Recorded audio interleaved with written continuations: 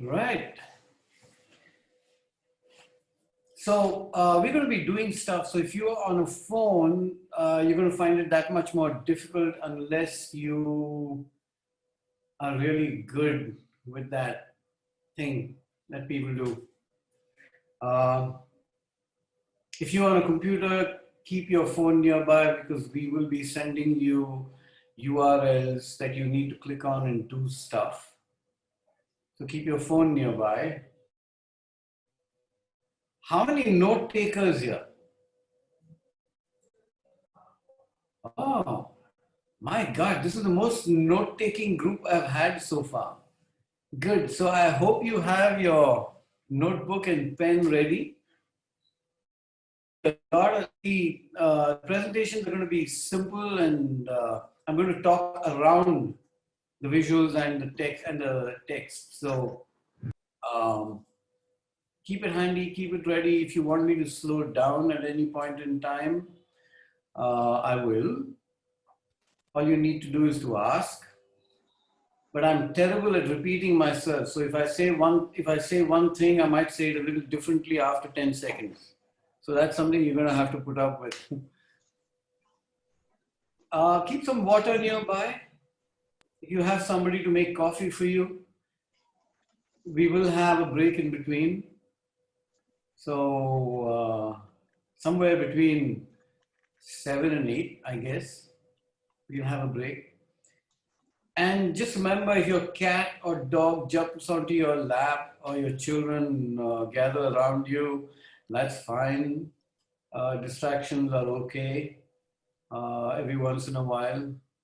So don't feel too embarrassed by that. It's fine, as long as your mic is off. Okay, cool. Right. Everything that we do over these next 8 sessions, and as many, I don't know how many hours, because I found the previous one that 2 hours wasn't enough, and some extended to 3 hours. So I officially extended this one to 2.5, and then maybe I'll push it by another half an hour. So, hey, the intention is that you're there, I'm here, and I've got you tied in for the next 2.5 hours. So I'm just going to give you as much as I can. I think that's my intention. But if you have to leave and you have stuff happening, don't feel embarrassed. You will feel FOMO, but that's something I can't do anything about. Those of you who, do you know what FOMO is? Fear of missing out. Right. So if you feel that, then I apologize. These sessions are being recorded and will be available for you to look at, accessible only through the address that you have, the email address that you've given us. And they will be, all sessions will be available for you to look at through the course and for a month after. Okay? So we've done everything possible we're trying to do everything possible, and these kind of limitations and boundaries moved as we went from one course to the next. Right, so here you are, and here I am. Anything you want to know about me, not about the course, that I'm going to talk about, but everything we do with purpose. And just remember that, I mean, would you like to know anything about me? So we're sending you the URL, and in the first session, we're going to hit you with a lot of different ways of communicating. So you get used to the language, the medium. Some of you are probably expert at it, and I've done a lot of this through the past 4 or 5 months. Some of us might be new. Some of them might be webinars that you have attended, so there's not much interaction. But here we are, this is an interactive course, and I'm going to do everything possible to get you acquainted with the language of this medium. So, yep. So we're sending you a URL, it's in the chat, and it's in your, on your phone as well. And the question is, Right. what do you want to know about me? And I promise I will answer um, some questions and I will answer as honestly as I can. Okay? So go ahead.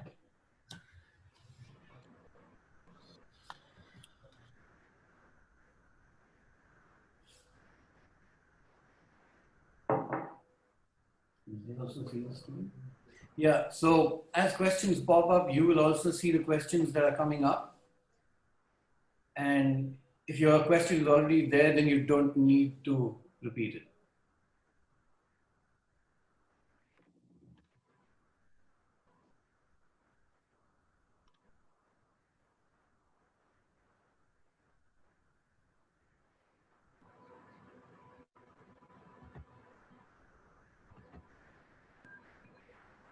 I'm going to assume you have a question. I'm seeing only one question there right now. Uh, Hi Vishwas, this is Sapna here. Just missed out on the instruction what you said. Can you please repeat? In the chat section, there's a URL.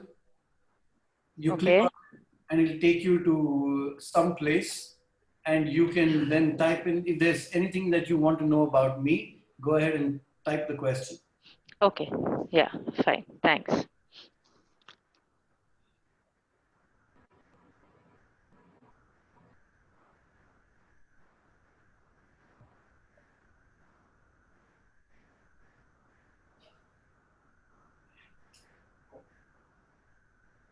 Yeah, I'm just grinning at the questions.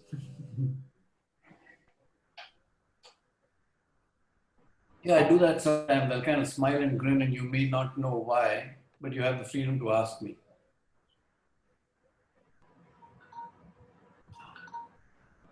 So why are you grinning, Vishwas? I think there's something. Yeah. Okay. What makes you passionate about being a facilitator and how do you make the shift in terms of your facilitation from in-person to virtual? What kind of mental balance? A nice question. I'll give it another 30 seconds. If more questions pop up, great. If they don't, that's fine. This is a good collection.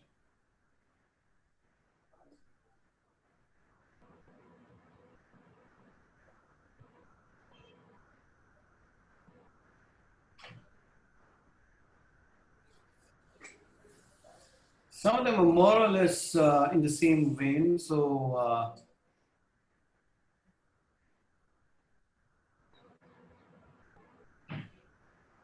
okay. Right. Here we go. I think what makes you do what you do, everything, what drives you to conduct, they're in the same vein. So here's, um, I think today I'm doing what I'm doing because I don't know what else to do. And the other things that I do want to do, I'm doing anyway. So it's exciting. It's about people. I'm a people's person. I'm very social in nature. That's where I derive my energy from.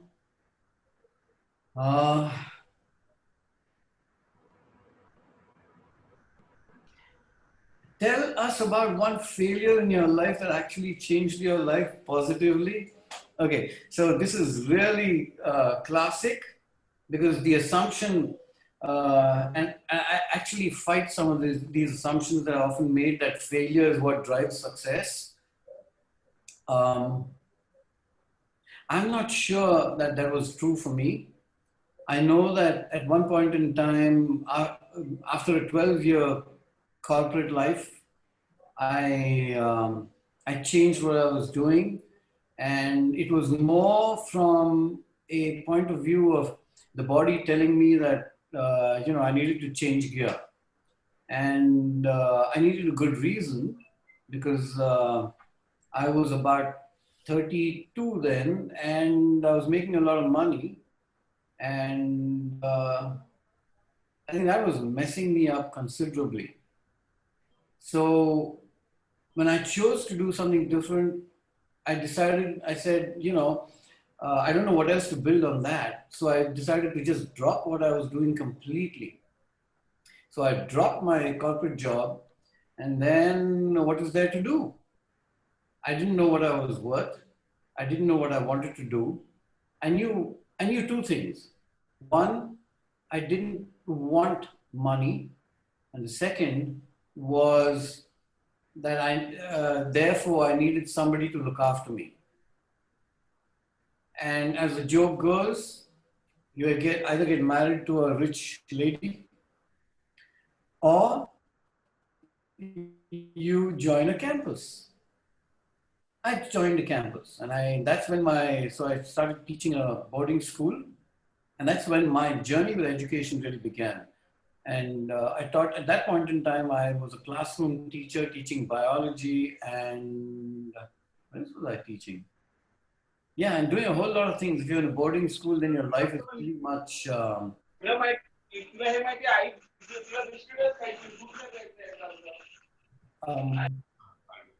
Okay, so thank you, whatever that was, I wasn't sure. And that's where my journey began. It's a longish story, so I'm just the script for now. How do I make choices for the simplest and difficult things in situations?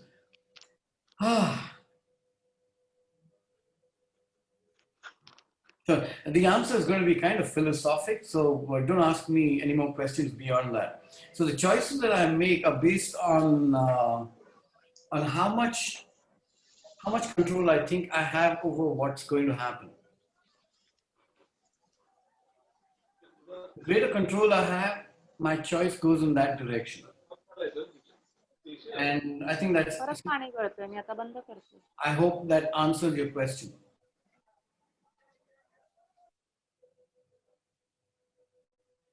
I am passionate about my work, yeah, but I don't want to make too much of this whole passion thing. The problem is that the struggle begins when you try to make your passion your vocation. Then you land into all kinds of trouble. So if you are one of those people who is on the edge and kind of trying to move from one place to another, just be careful, because if you're making a lot of money right now, your passion is certainly not going to make you that money. The problem is many people think that switching vocations will get you that livelihood as well, or that quality of livelihood. And most of the time it's downhill before anything else begins. So I was downhill for 20 years, and it didn't matter because I'd said no money anyway. Now it's a different story.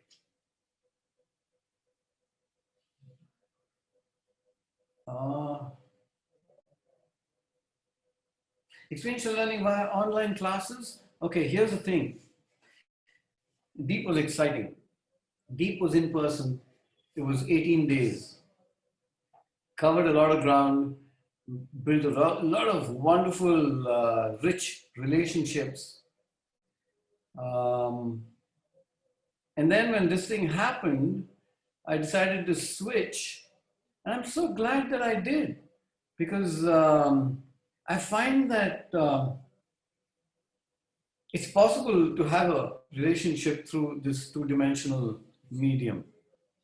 And it's just a question of how much energy I decide to put in and how much energy you decide to put in. And I'm not missing yet.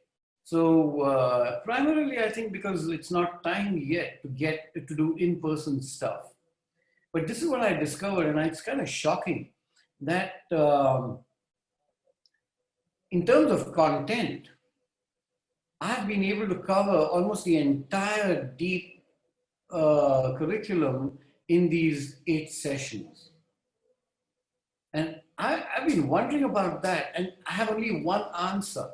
And the answer is that you are sitting there, just look around the screen, look at the faces.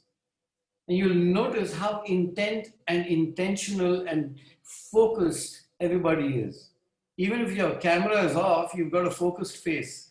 So just that focus has been able to bring in almost an equivalent you want to call it feedback at the end of the course, maybe that's what it is.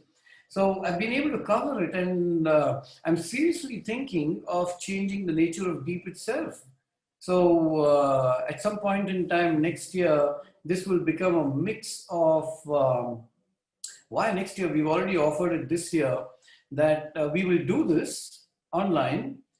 And when the time is right, we will also go out a whole load of fun over a period of 2 nights and 3 days, or as long as you want. So we can cover the activity piece of deep.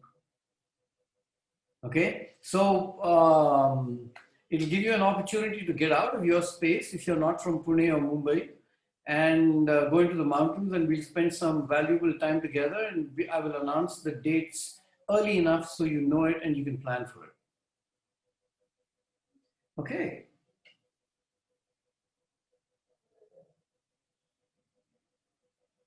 How have you converted your interests and skills into a career and also challenged yourself to do something beyond your knowledge and interests? Oh, damn. Why do you ask such difficult questions, man?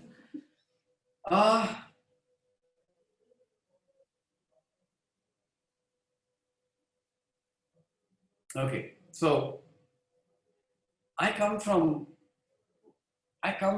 a school that was run by the Krishnamurti Foundation. If some of you have heard of Jiddu Krishnamurti, there are 5 schools in India. I come from one of those schools, and I'm not going to blame them for what's happened to me, but I am going to say this, that there was something that he said. So first of all, Krishnaji is very hard to understand. And he doesn't give you a solution. He doesn't give you, a strategy to live your life. He's just throwing a lot of questions and making life really hard for you. But in 1930s, he said something during one of his talks, which affected me. I think it affected me in a much deeper sense than I can, that I let on. And the statement went something like this. I may not get it verbatim, but the spirit of it is this. So his brother was learning to be a lawyer. And so somebody asked him, why is your brother, there are enough lawyers on this planet. Why is your brother, educating himself to be a lawyer? And something about the value of the nature of what we do came in, and he said, rather earn 2 paisa, but live life with a passion that is dangerous to the mediocrity of society.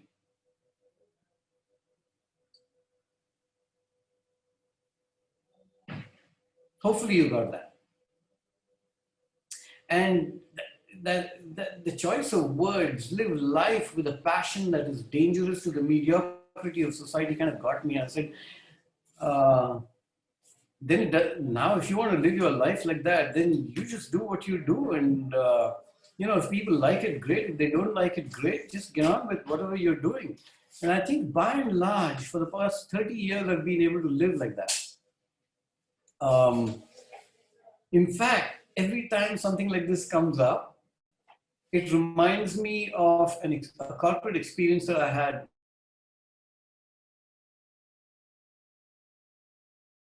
from, so I know Bala for about 20 years. Yeah. Yeah. And I got some work, and the mandate was clear. And we went out, and this was a bunch of senior people, each apparently leading about 1,000, 2,000 people.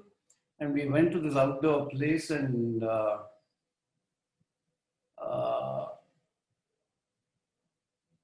okay, I'm going to be a little mean here.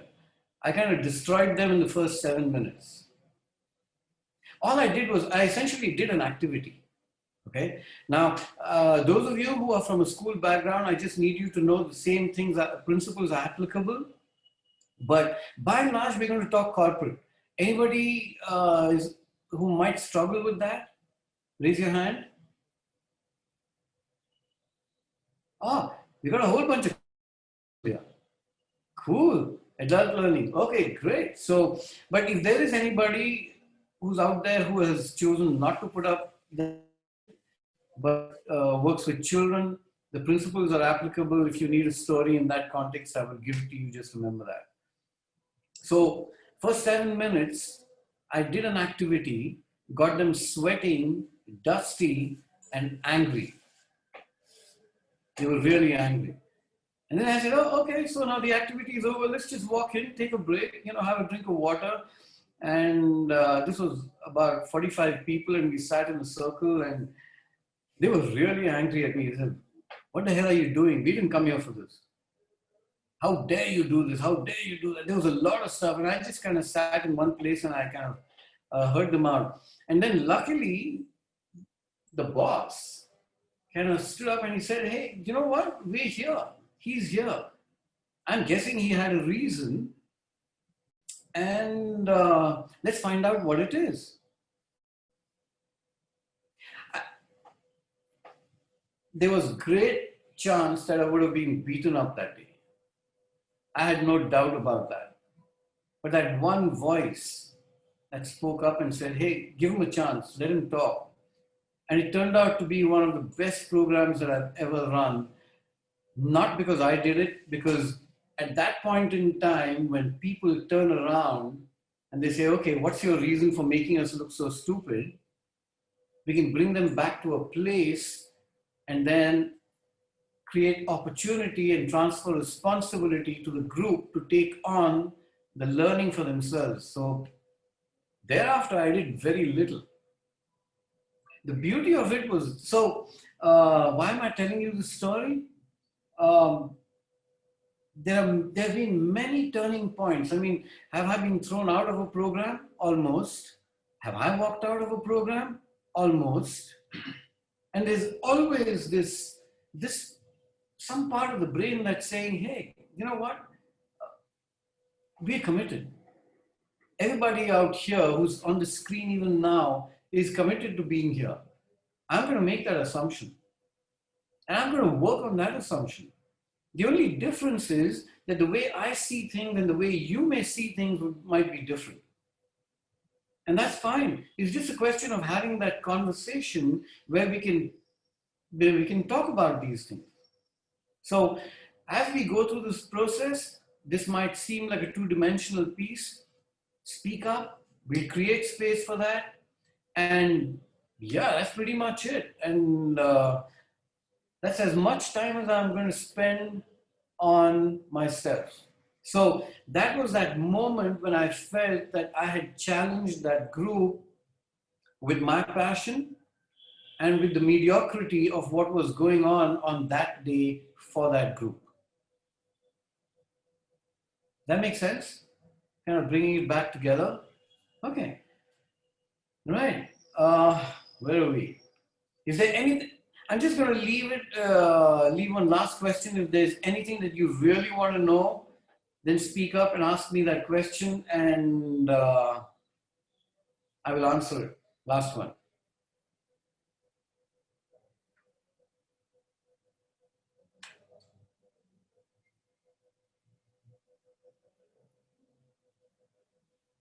Cool.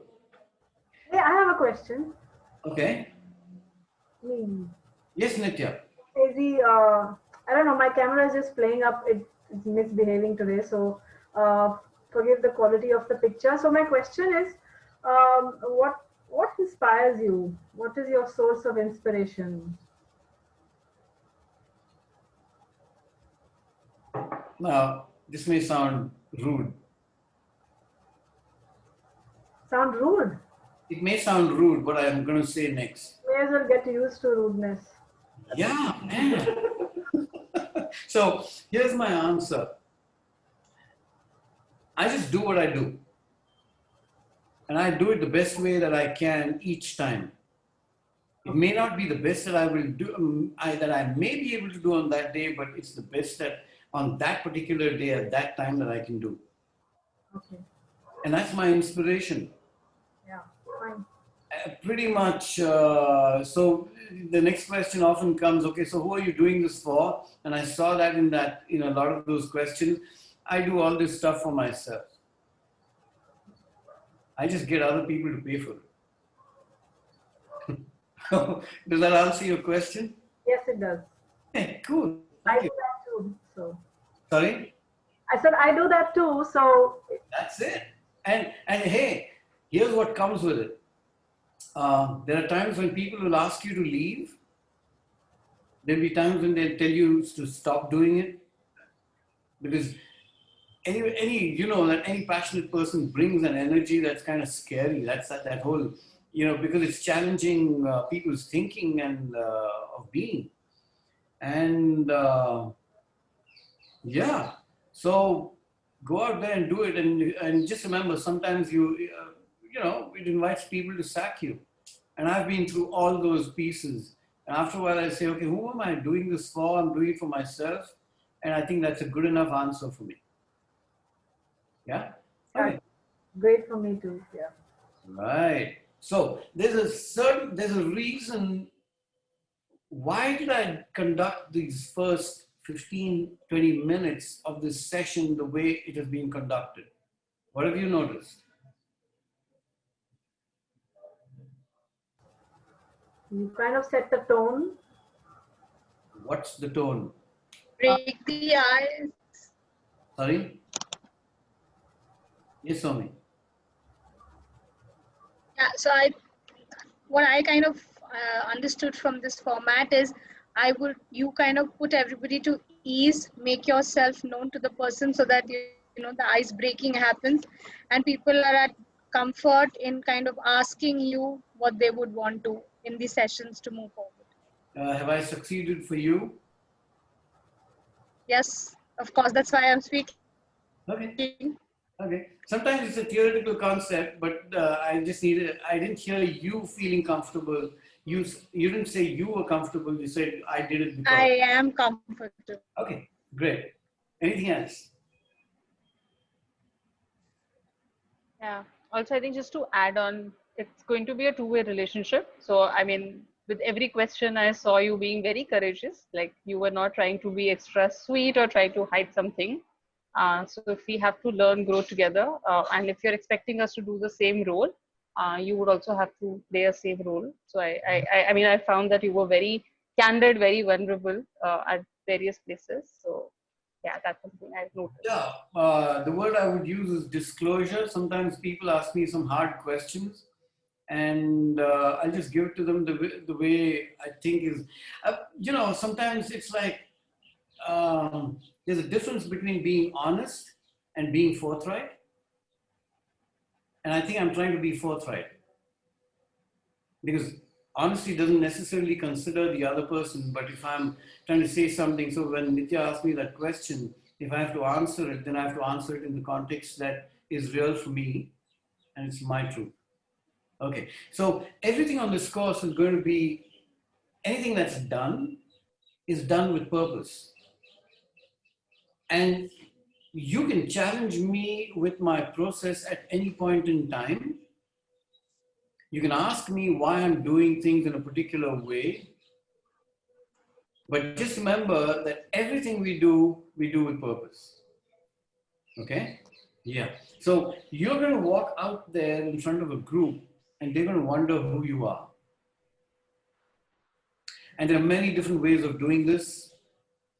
People have asked me to send a resume, and I wondered that resume is me.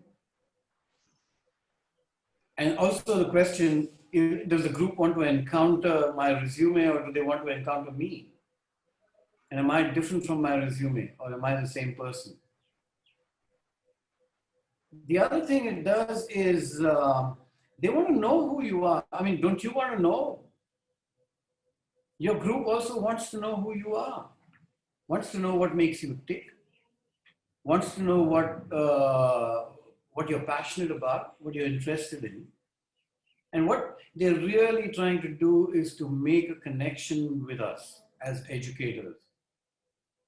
And I think it's fair to create opportunity for that because we're going to be a community over the time that we're going to be together. And how can we be a community if we do not build a relationship? So if I'm able to put myself out there with all my vulnerability and my honesty and my willingness, then it sends a signal to the group as well that, hey, it's okay. It's okay to do that too, because when you are willing to receive me, then many of us will be willing to receive each other as well. Okay? Great.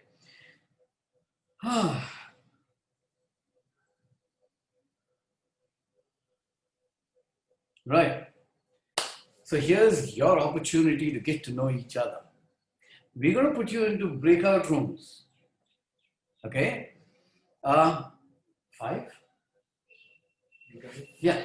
We're going to put you in rooms of 4, 5, 6. I don't know. There's this random thing that happens on this when you do it through Zoom. So have fun. Now, there is intention behind this. It's not just, okay, I'm going to give you 10 minutes, go have a chat.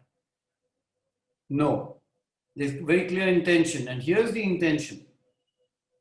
Each one, I'm just going to give you the structure. Each breakout room needs to have a designated note taker, and you can do that when you get into your breakout room. Okay?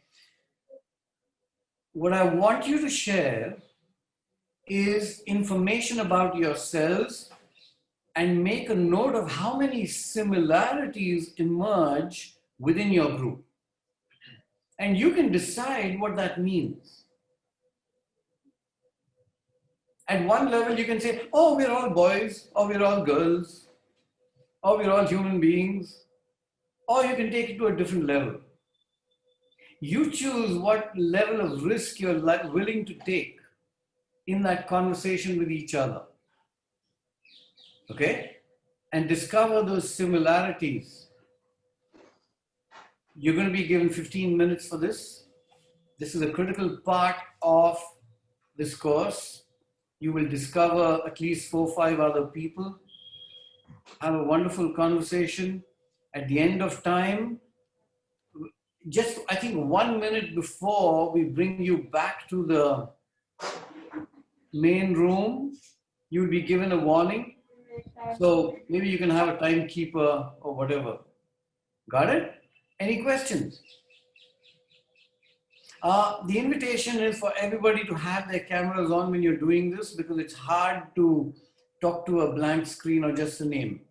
Okay, so Sapna, Krupali, I hope you're there. You're welcome to join.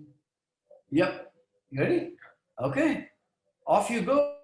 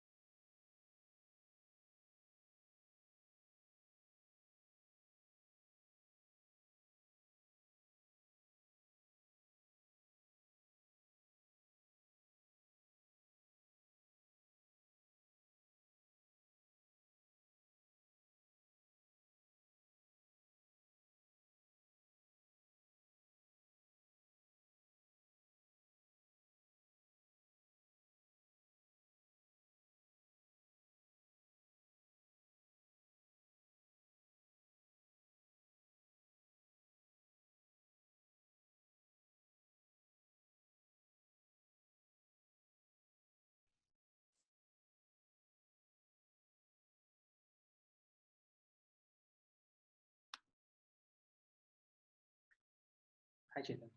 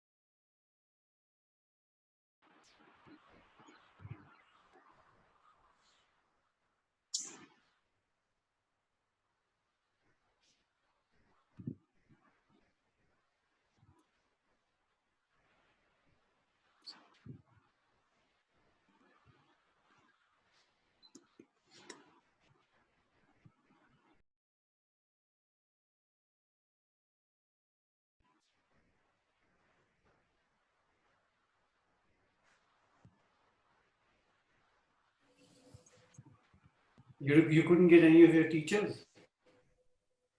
I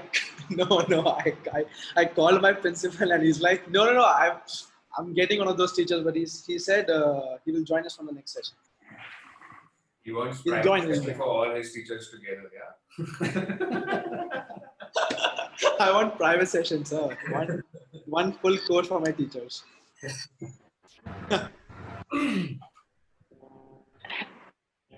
Welcome back. Thank you. Right. So, you note takers, let's hear what you got. What are the similarities? Anup. Yeah. I think Anup and Stephanie will Okay, take let's over. do it. Why don't we start with group one? Okay, I forgot which group was one. Yeah, I don't know which group I was in. Bala, we were group 1. So You were group 1, okay. Yeah. So We were technically in group one. group 5.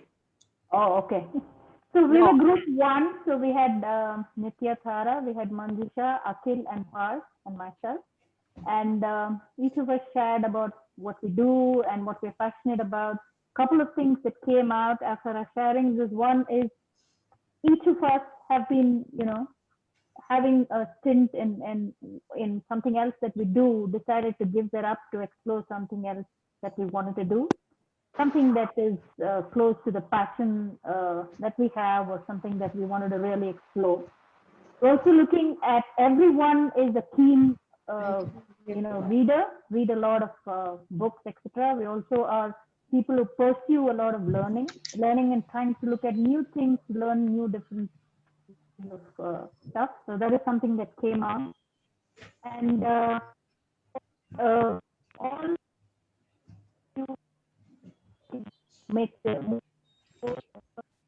grow personally and professionally, and look at how we can apply any of these things that we're going to learn in this course, this 8-week course, to see how we can apply to what we're doing in our lives currently, personally and professionally.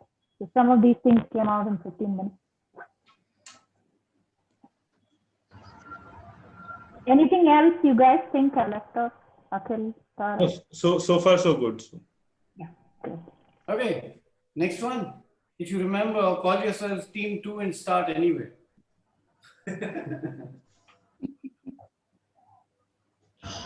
Yes, Pooja. Yeah, Pooja, maybe you can go. We were team 5. Okay, sure. I was team 2. Can everyone who was in team 2 give a wave?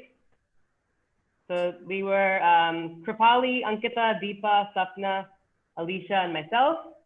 Yeah. And we had a really nice conversation. Thanks everyone for waving. We actually found that we had a lot of things in common. All of us love to read. In terms of food, we're all foodies. We all love to eat good food. And sometimes our travel is even based on the food that we like to eat. So a lot of us like travel.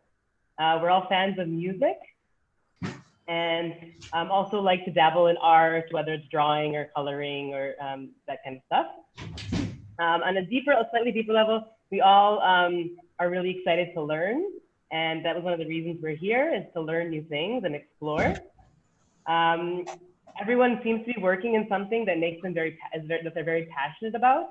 So whether it was a volunteer project or another work project, everyone was really speaking about what they did with a lot of animation and passion. And we got to a funny story where we were all remembering a bad teacher that we had when we were in school. But unfortunately, we didn't get the chance to talk about a good teacher, but we all remembered, had a memory of a bad teacher. Is there anything else that I missed, ladies? No, I guess you summed it up. Awesome, Pooja. Thank you so much. Yeah. Thanks. Nice. Thank you. Who's going next?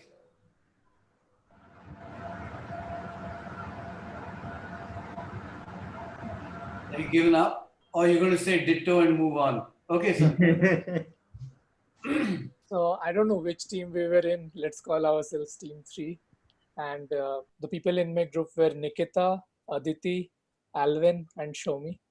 So these are the people in my group. And the commonalities are all of us are some kind of trainers or coaches, although in very different segments of industry. all of us are into music and love traveling.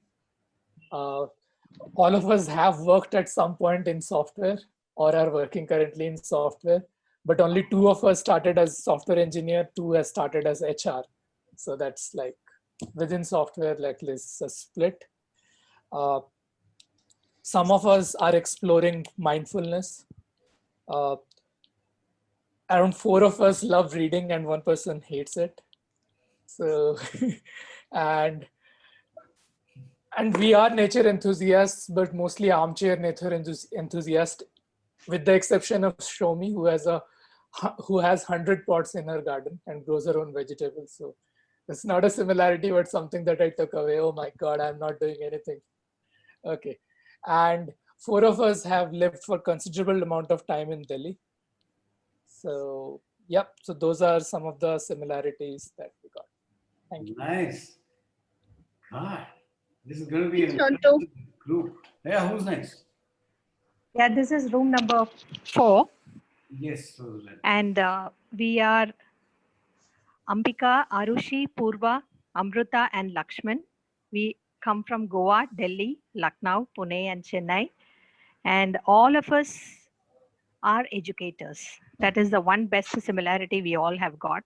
So the best platform to be together. And three of us have a strong connect with Chennai. And I'm presently living in Chennai. And we are all passionate about teaching and learning. And three of us are into Montessori teaching. Oh. And two of us believe in homeschooling.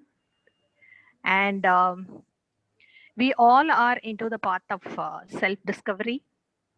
And definitely we will love to incorporate experiential teaching learning methods into our workspace. And all of us work around children. Children. So yes. Nice. Huh. So you're going to now, okay, anyway, we'll come to that later. One more group. I'll go next. I was so engrossed and busy in connecting and hearing others that I don't remember my group. So I think this is the...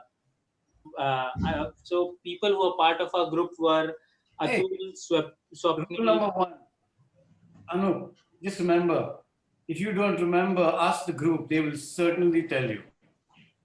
Okay, maybe my group can help me which group number we were. Wave your Whatever hand. you if you think you are. group. Whatever you say, we are that. Okay. Same here.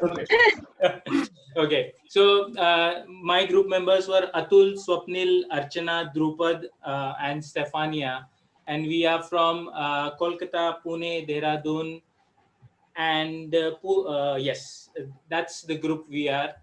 The commonalities that we had was some of us like playing music, some of us listening music, so some connection to music. We engage with audience in terms of facilitation. We believe in to facilitate rather than to instruct. In terms of the education system, we feel that learning through experience is what all of us believe in. And most of us also see that the experience that is outside the school or after the school has been more meaningful for us. So these were a few things that we found common for us. Thank you. So can I assume that this last group, there are no readers?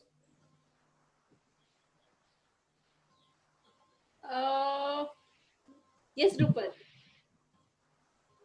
I've not been a reader all my life, but I have to develop this skill. So I didn't say, so are we saying the same word? Reader, not leader. No, reader itself. Got it. Okay. Okay, great. So interesting. You can give a group a task, and then they will remember it for some time, and then they'll forget about what it was all about.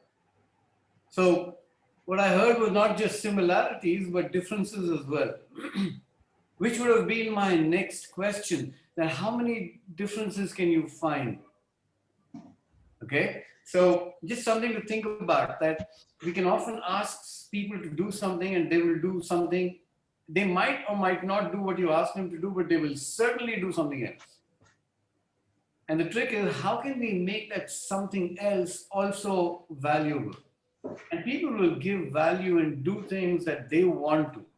And you just remember that once you transfer the energy and give the responsibility, it's not yours anymore. Okay, cool. Beginning, any idea why we did this? And don't tell me to get to know each other. Yes, I know that. What else will it do? Why? The question is, why do we do things like this?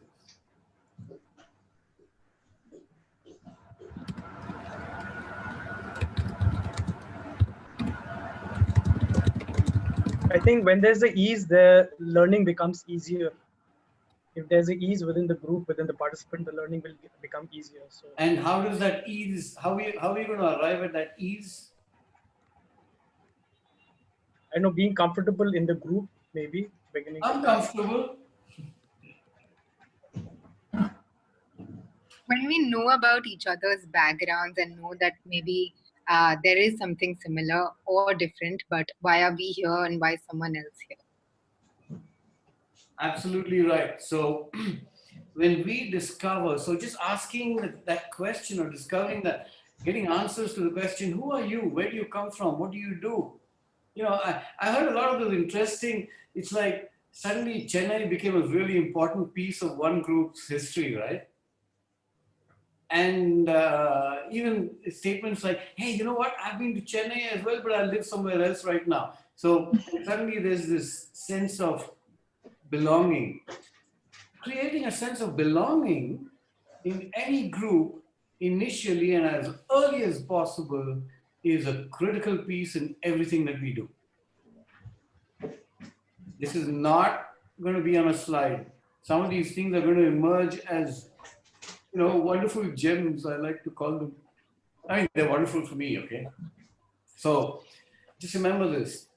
No matter how much time you have, even if I have a 3-hour session to do, and if I have a 5-day session to do, I will commit about a third of that time very intentionally to build a sense of community. Because community means building a sense of belonging. And once you do that, I'm telling you, the rest of the stuff is a cakewalk. Now, I don't know of many schools that intentionally put in that time and energy into building community at all. In fact, the average school spends 0 time building community. Now, I want to differentiate a few things. Just because you do a bunch of activities does not mean that it builds community. When we do things with intentionality, it does different things for the group. If you run a few activities and games or teamwork or whatever it is, just because, then it's not going to work. Just remember that. But when we as educators direct an activity and its process with intention to build community and belonging, it does exactly that. Which is why I said it earlier, I'm going to say it again. Everything we do with purpose. Okay? Great. Here we go. What is that? Brain. A brain. Absolutely right. Ding, ding, ding, ding. Okay, it is the brain. And you have it. I think I have it. And we are engaging from there currently. Okay? And there's a lot going on. Okay? And that brain, whatever is going on there is affected not just by this 2-dimensional thing, but also what's going on around you in your space. It's immensely possible that there's somebody sitting across the screen and watching you and saying, haha, now you're making fun of you or whatever. You may have your children around, you may have your dog or your cat or your mouse or your cockroach around, and they're part of that space that we occupy. We're in that same space. And everything in that space has the ability to affect what goes on here.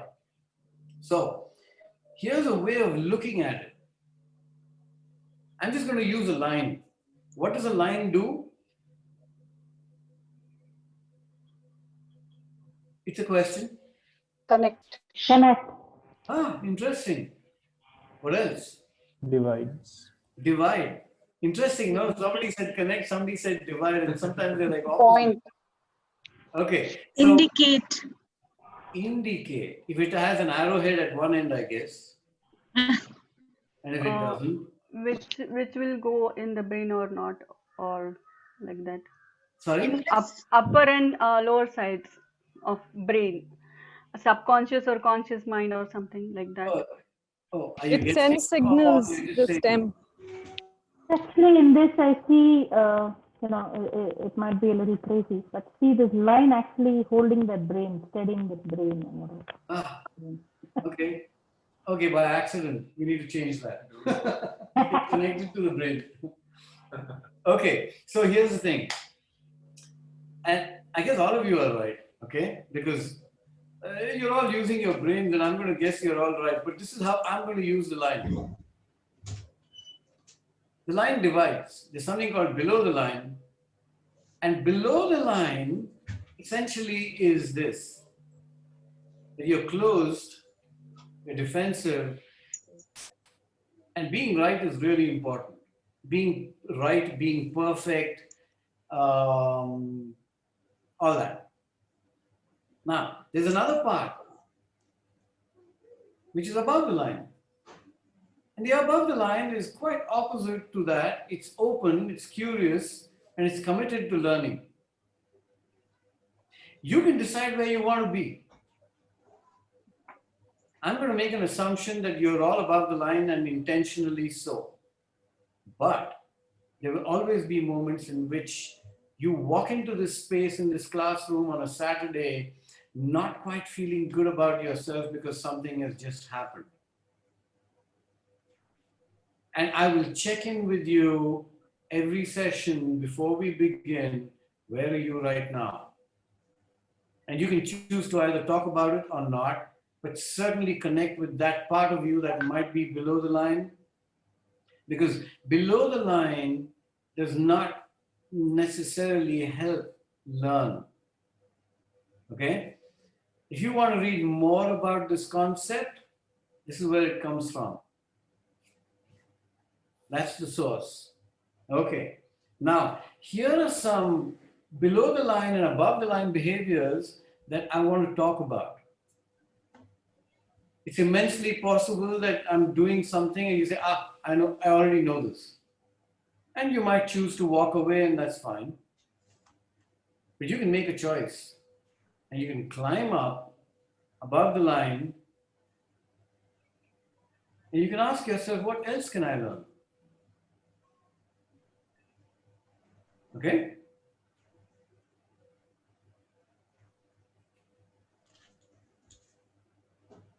I might be telling you something and you understand it in a particular way, and you might say, oh God, this is all corporate, or this is all children environment stories, and you might say, oh, this is not going to work for me. And I keep saying this constantly that, hey, we're going to practice principles and it doesn't matter what your audience is, it's the same thing.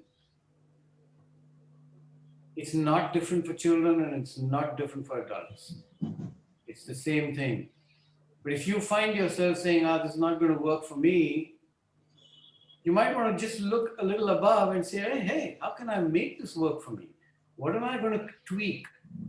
How am I going to change it for me? Yes, Parth. So what if you are below the line, but you want to be above the line, but you know you cannot, you want to be above the line, you are below the line, but you want to be above the line, but you cannot be above the line. You get my point, sir? Why can you not? Because it's the external environment, the internal environment, or anything that's stopping you.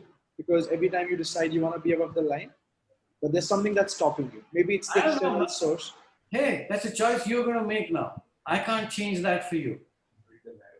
Build a ladder. And what if someone's pulling you down? What if the external environment is pulling you down? There is no such scenario, my friend. Then your focus is in a place that you possibly desire. You want So to it's all on you. It's all on you. How do you build a ladder, and how do you? It's who is you you? decide. Who is you? It's me. It's me. Thank you. So say that again and using the word I or me. Okay. Go on. So I decide where I want to be. Absolutely. Yeah? Okay.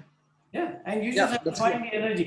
And I know there are moments when any one of us could be below the line. When I'm below the line, there's times when I say, okay, damn, I'm going to be below the line for the next 3.5 minutes.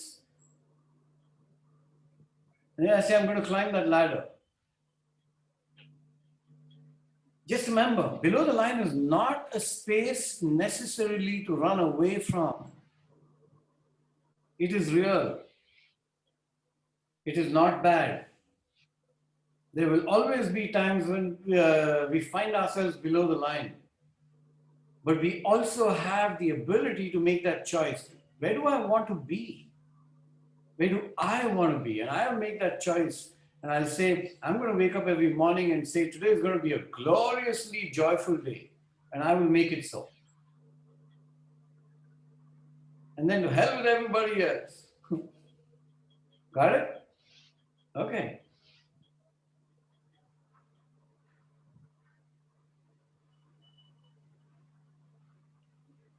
There are times that you'll be saying this to yourself because there are 25 people watching, see? There is no such thing. There are only questions. There are no stupid questions. And I'm saying ask to clarify and not to confirm, because when you ask to confirm, then you already have a point of view and you're not going to be open to possibility. And my answers can never be yours, so you can then decide. Okay? So there are no such things. And then if you still feel shy,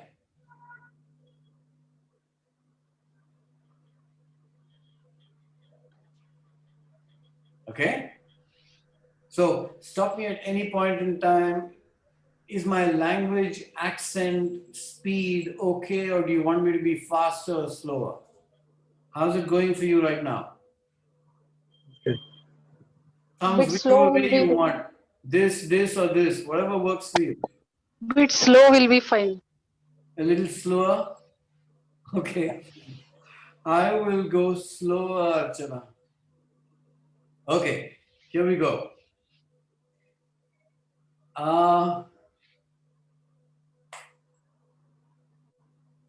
Do you know what we're going to do over 8 weeks?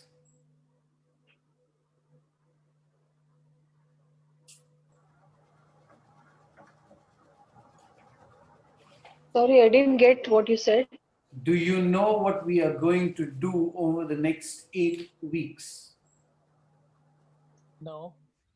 You're going to climb the ladder? I certainly hope so. Understand how experiential learning works through experience. So now you're guessing, right? Are you okay with not knowing? Yes, absolutely. Absolutely. Adventure trip. Okay with not knowing. Raise your hand if you're okay with not knowing. Yes. Oh my God, this is a crazy group. Raise your hand if you want to know. Yes. No, I want to know. Okay, thank you. Because the next slide is designed for you. I mean, if I knew that there'd be so many of you who are okay with whatever happens over the next 8 weeks, that would have been brilliant. Yeah, I don't want to know actually, but Okay, then, Santu, why don't we just go take a coffee or something, man? Okay? So, but this is very brief. So, this is how the 8 sessions are going to be divided. Today is really introduction to me, introduction between yourselves, an introduction to the methodology. We're kind of setting the stage, and we're going to be, and we have to put in our own energy in this, remember. That's why that visual, that this is what we're going to do for ourselves together. And we're going to talk about some pieces of the methodology and maybe some limitations. Okay? Great. The next section will be where learning happens. So learning theory. And it's going to be fast and furious because I'm going to throw a lot of stuff at you. I just want to warn you, this is not going to be easy for you. So before I move on, this is something that I'm going to invite Alwyn to just, so Alwyn was in an earlier online course and for some reason has chosen to be here. And I thought his experience might help. Maybe he has some suggestions as to how this is going to go and what might help you to absorb more or less. Alvin, would you be so kind? Yes, Vishwas. And I believe you've covered almost all of it, but I'm going to try anyway. And what I'm going to say is true of me. So my hope is it would be true of others here as well, but it may not be, and that's okay. So my invitation to everyone is that this is your own unique journey. Do what you like with it. There is no right or wrong. Vishwas, how much time do I have? How much do you want? Okay, so the question is, what can you share with them that might help them absorb more or less? Yes, and you need to be very precise, otherwise I can just natter on and until cows come home. Things to do, for example. Things to do. Okay, so I would say, first of all, be vulnerable. Go beyond the familiar. Yield yourself to what emerges. Allow yourself to be unsettled, stirred, and shaken. Right? It's very, very important, and which you neatly covered.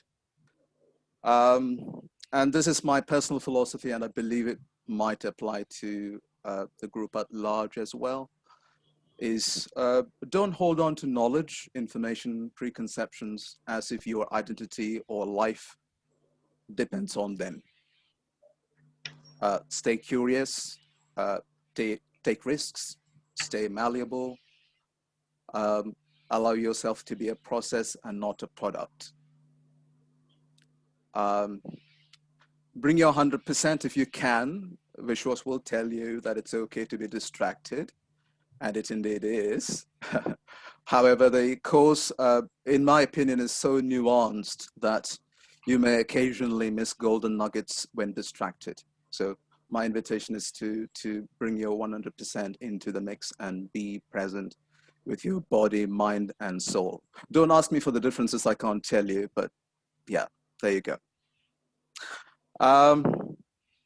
Most importantly, Vishwas would invite you to do journals. And this is an opportunity for you to do self-reflection and do self-reflection like your life depends on it, because I believe this course is as much about paradigms as much as it is about processes. Because a lot of what we learn here would challenge your fundamental beliefs, who you are, and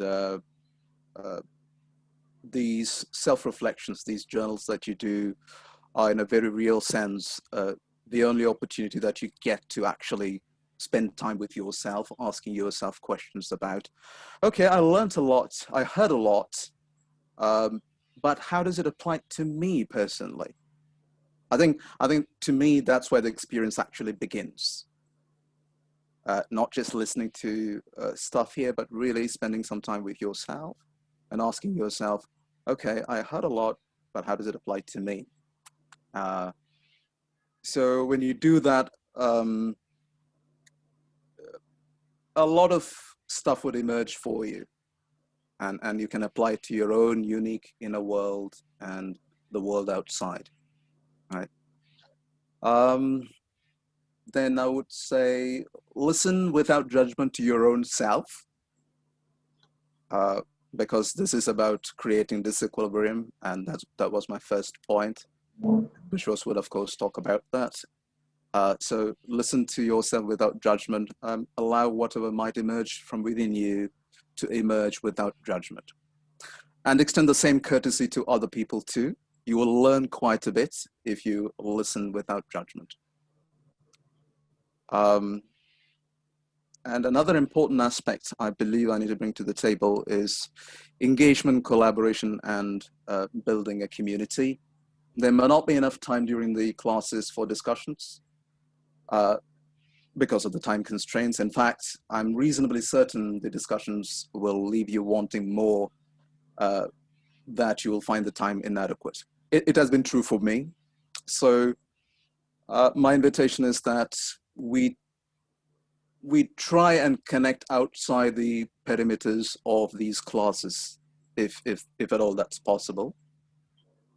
So we get to learn from each other, because that, I believe, is the foundation building block for building this community. I know that we are spending about 2-3 hours here, but we're not get an awful lot of time to discuss with each other. So my invitation to you is that we connect even outside this, if at all you also find this to be useful. It certainly is useful for me, and this is actually an open invitation for you to just DM me and start engaging me in these conversations. I would really like it. And practice. I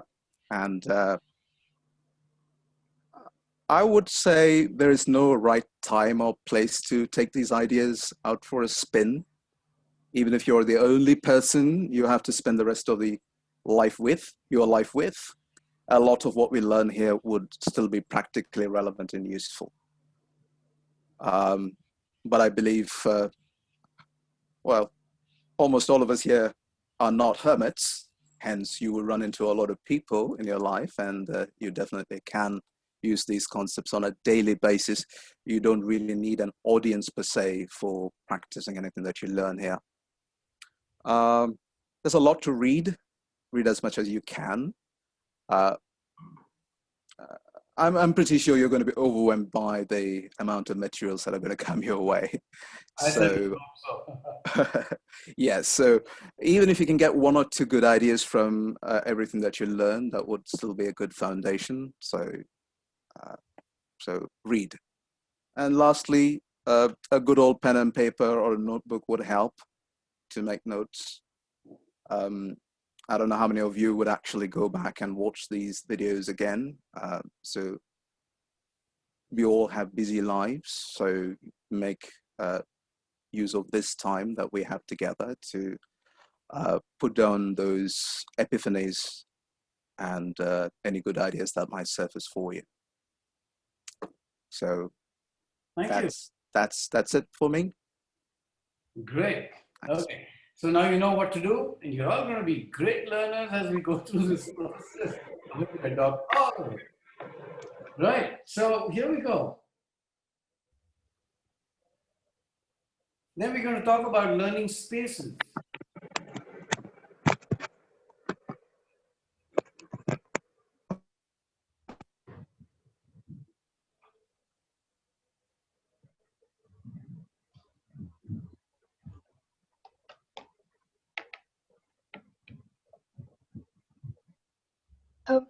Vishwas, could you please go back to the third point, previous slide? Yes. So Deepa, okay. Just know that you will be getting a slide stack at the end of this. So okay, great. I'm taking notes from the slide, from what you're seeing. Take notes of everything else and anything else that might be of interest. But if you have a question, go ahead. No questions as of now. No question. Okay.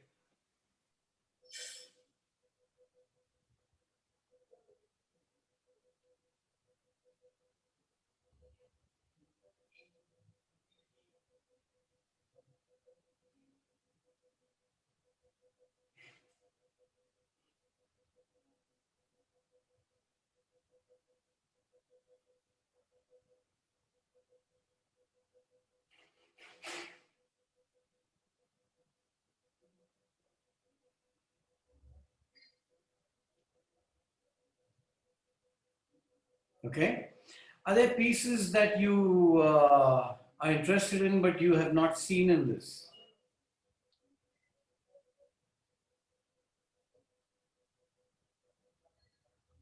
My question clear? Okay, great. Vishwas, just wanted to ask this last part, design and application. So does this design cover some part of design thinking? Does it cover? Some part of design thinking. No. This is designed very specifically in the context of designing experiences and classrooms and, you know, training sessions or whatever. Okay. Yeah.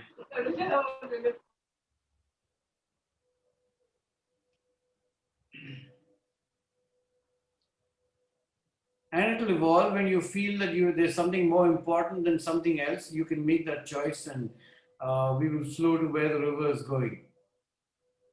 Okay? So just know that. This is about you, this is not about me. So if there's something you want, and we can reasonably come to some kind of an agreement, then we will do it. So I'm not stuck to any of this. Okay. The other thing you need to remember is, and Alvin talked about it, that there will, after every session in classroom, there will be an assignment that will be put up. It's a bunch of questions. You have the freedom to answer it and reflect upon, the session. You have a week to submit it in. You can also submit it late if you're that kind of person. But just remember that the power of this methodology is in the reflective process. If you don't do it, why should anybody else do it? It's as simple as that. So I'm inviting you to do it, but you're not, just because you do not submit a journal does not mean you're a bad person, and I'm certainly not going to be judging you on the basis of that. And for a lot of people, reflection is not easy. But when we do it for somebody else, we want it to be easy. We want them to do it, and we wonder why, what are some really good questions to ask? And you might come up with the world's best question, but they may not be interested. So please remember this, that the power of this methodology is its reflective process. And it makes sense that we learn to do it as well if we have a personal experience. Okay? I'll just leave it at that for now. Anything you want to say or ask before we continue?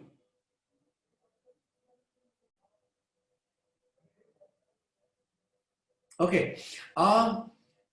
At some point in time, I do want to take a break. I know you are going to need one. So when is a good time? Is this a good time? You ready for a break? Okay. So what, 7 minutes? Does that work? Yeah. Okay. Yep. We'll just play some music for you till then. Those of you who are going to be there, I'm just going to walk away for 2 minutes, but we can also use that time. If somebody is sitting here and wants to have a chat, I will be here. Give me 2 minutes and I'll be back. Somebody likes music.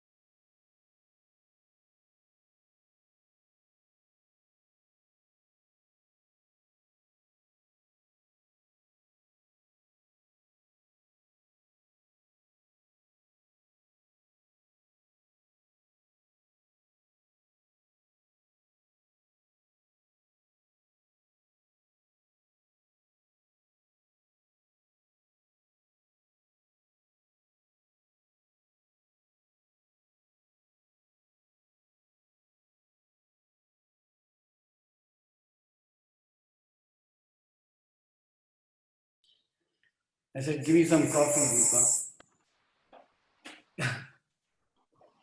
Sure. Here you go. Pour it. Yeah. You're supposed to pour it. I can't show it to you. I'm pouring it actually. Okay. Anything you want to ask or say before we begin with the next piece? Mm, I noticed one thing, which was that many of the group members are from the educating background. So I know you did say that it's not different for adults and children, but I believe that there's something called as adult learning, right? But so how are you going to cover that? Which is going to apply for all of us together. Same principles apply, no difference. Okay. Okay, no problem. The struggle is learner motivation. Yeah. And that some of that responsibility rests with us, whether it's children or it's adults. So, for example, it's my responsibility to keep you engaged, to keep you here, to keep your videos on, so I know you're there. Yeah. And God forbid, I mean, there's something. Some of my colleagues who are doing some of this remote learning piece, they tell me that it's a blank screen with names on it. Yes, I've faced that myself. Right, and this is what I did. In the break that you had when you were discovering each other, I got a call from somebody from HR saying, "Hey, okay, we want to do this corporate learning thing, and can you now please take it to the next stage, which is present how you're going to do it?" And I said, "Hey, we got to be very clear about this. One, all videos will be on." Yeah. And I'm going to make that conditional. And even in the classroom, when we set boundaries, set very few, but set them. And they are negotiable. True. That's true with children as well. Yeah. Okay. So are you in corporate or are you in with children? Corporate. Great. Set the boundaries. I tell you what, adults are no different from children in that sense. They just have to know that this is so. Right. You'll always have a backbencher who's protesting and screaming and shouting, but that's fine. That's one or two of them. It's not all of them. And I think that adds to the fun of the class, so it's okay to an extent. Yeah, but I'm kind of unforgiving in that space. That I'm not willing to talk to somebody who's there because the organization told them to. I will make it my job to get them engaged. I will do whatever is necessary, even bend the rules and the objectives of being there, but I will do it. Yeah. And we will talk, there is a principle which we will be touching upon later in the course, which talks about this. So it would be great if you can, throw some light on how to handle those 10%, 20% people who are rebellious no matter what. No, don't do that. Okay. But the principle applies to everybody. We will talk about it when it comes. Okay? Okay, sure. Anything else? Anybody?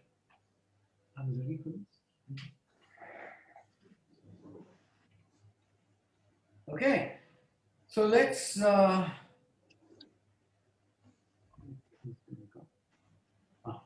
here we go.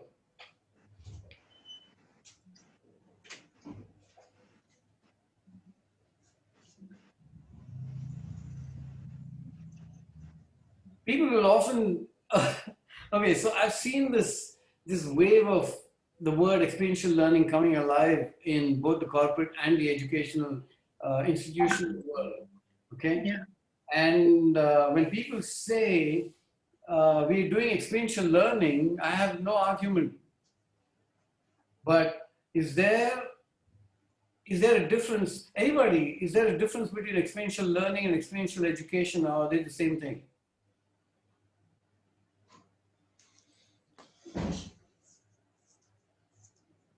I think it is about experiential learning is actually experiencing the learning per se. Say that again, Bala. experiencing learning is actually experiencing the learning per se in all ways. You know, you're really letting that. Yeah, but is learning happening during the experience? Yes, It learning is? happens. Yes. How do you know? It's that when you actually, you know, when you learn about, when you know about a theory, and then in application through a particular activity or an experience, that you're actually, you know, what you learn is something that you experience. And then there is a kind of a eureka moment there when you understand in terms of, hey, you know, that's what it actually means. Here's what I'm experiencing. How many eureka moments do we normally have? Well, there's no limit to that. It depends on where you're learning, what you're learning from. How many eureka moments have you had? Did I have now? Till now? Yeah. Oh, quite a few. Okay. One about okay.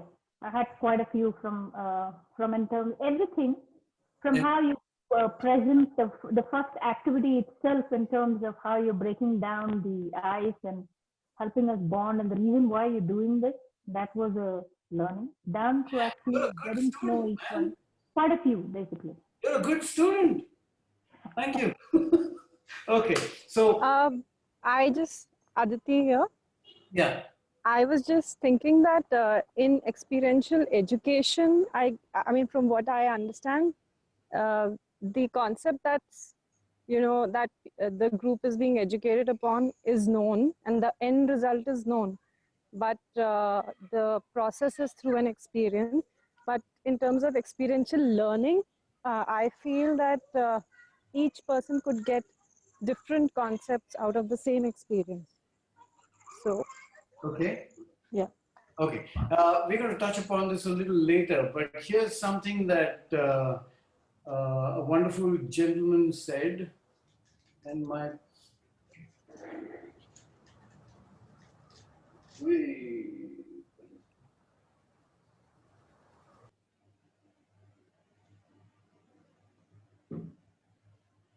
give it a second.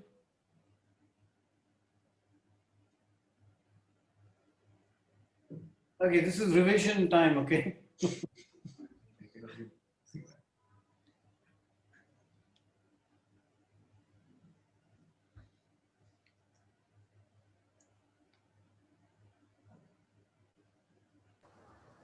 So can I speak in that time?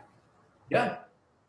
So isn't learning something that you get from outside and education something that comes from within? I mean, it's just a thought that I'm. Why do we need all that outside stuff? Yeah, we don't. Okay. So we're still struggling with this a bit. Just hold on for a second. Okay, so here's the thing. Einstein said that learning is experience, everything else is information.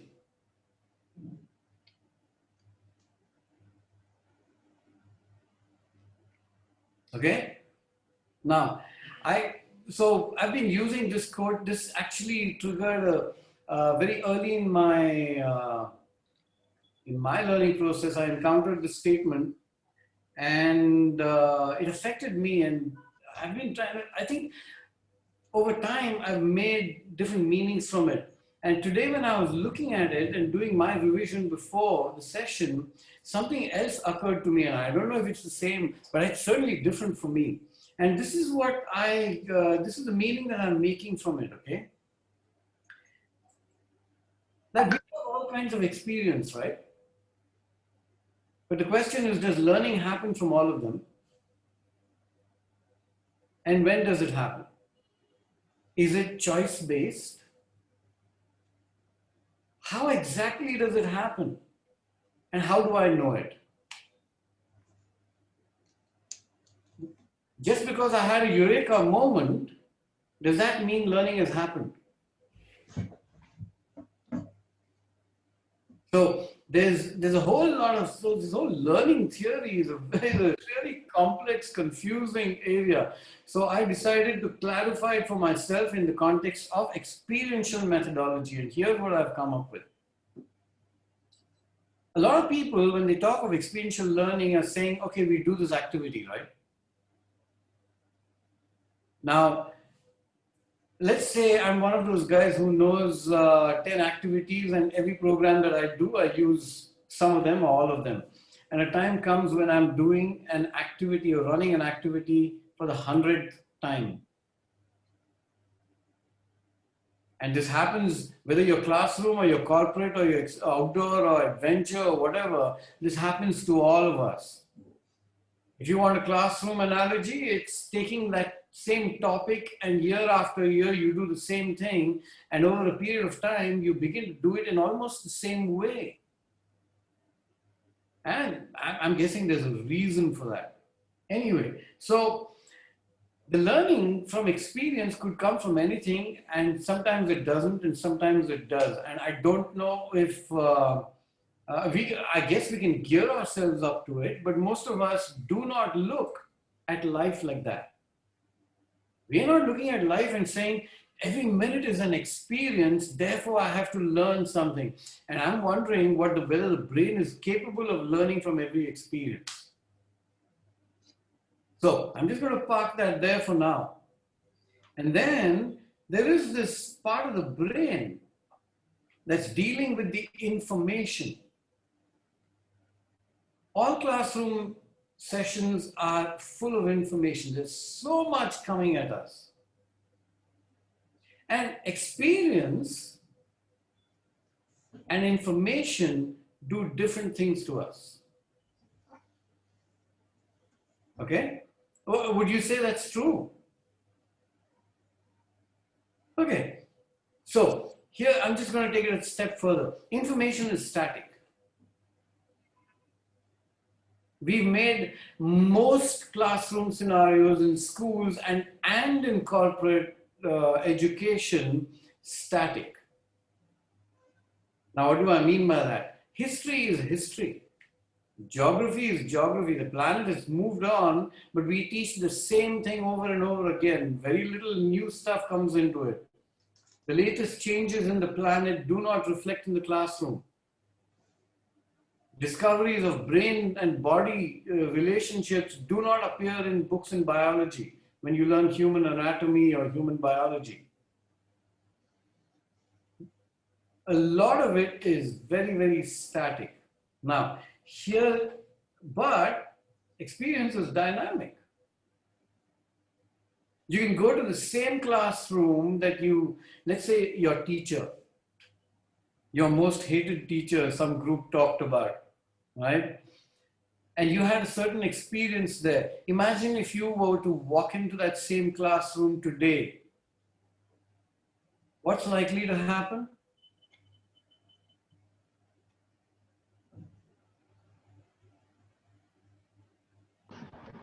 You will carry the same experience, and because that's still there in your mind, and it's so imprinted. That's in your mind. But when you are sitting in that classroom with that same teacher, is your experience likely to be same or different? Different. Absolutely, right? So there's something dynamic about it. It could be different. Sorry? It could be either same or it could be different, depending also on the teacher. Can it be the same is my question. Can an experience ever be the same? No, experience can't be the same. That's it. So there's a dynamicness to experience. Information is static. Now, most classroom sessions are static. Okay? Now, so I'm going to relate it to the context of experiential methodology. I'm somebody who's run an activity 100 times. On the 100, somebody invites me, I go there, I do the same activity, I present it the same way. Okay, now here's why the methodology has not moved much in the 30 years that I've encountered it in this country. Some places have moved a lot, but by and large, it hasn't moved. And the reason is this, that when I walk in with that presentation of that experience, of that activity, I'm presenting it the same way that I've presented it 100 times before. But it's a new group, it's a new setting, it's a new objective. And what the group is going to do is going to be different from all the other 100 times that it has happened before. Yeah. But because I stay in a static place, I come out with the same questions for reflection that I did in the first or second time. And then people come to me and said, yeah, I've been doing this for years. Now teach me reflection. I'm saying, I don't know how to teach you reflection. If you've not been observant about what's happening with the group, because that is dynamic. While the presentation of your activity was static, if we can't stay alive to the dynamicness of the experience, then we've lost it. Is that making sense? This is true of history, geography, mathematics, physics, all the principles and Newton's law and Archimedes' principle and everything, same story. No difference. If I can't see it with new eyes, I cannot bring my audience to that new place. They're going to go to the same place that, I took them to. Okay, so for me, this was a revelation as to why is the industry the way it is.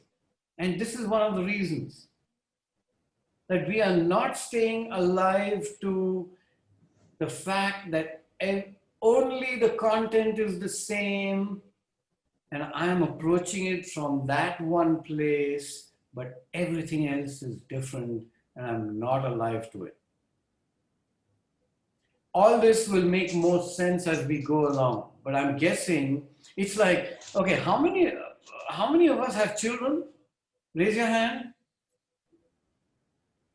Right. Think of the number of times you've told your child something, right? Same. Either do this or don't do this. And each time the response you think is the same, it's not, it's different. Sometimes sometimes we look at life as black and white. Sometimes they do it and sometimes they don't. And there's another predictable piece to it. When they do it, for a moment we are joyful. When they don't do it, for long periods of time we are unhappy. Right? No different in corporate. Okay, great. So, here's the valid question at the end of this conversation. Is there anyone you want to change?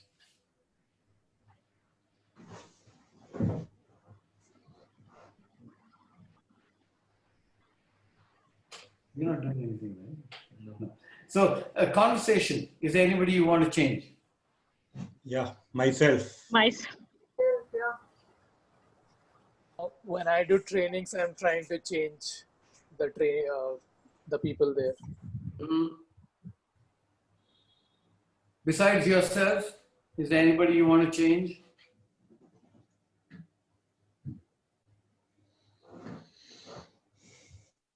It's not a trick question. The behavior of people in my family. Behavior of people in my family. Damn, I agree with you, man. Everybody is misbehaving. Except me. You know? Anybody else?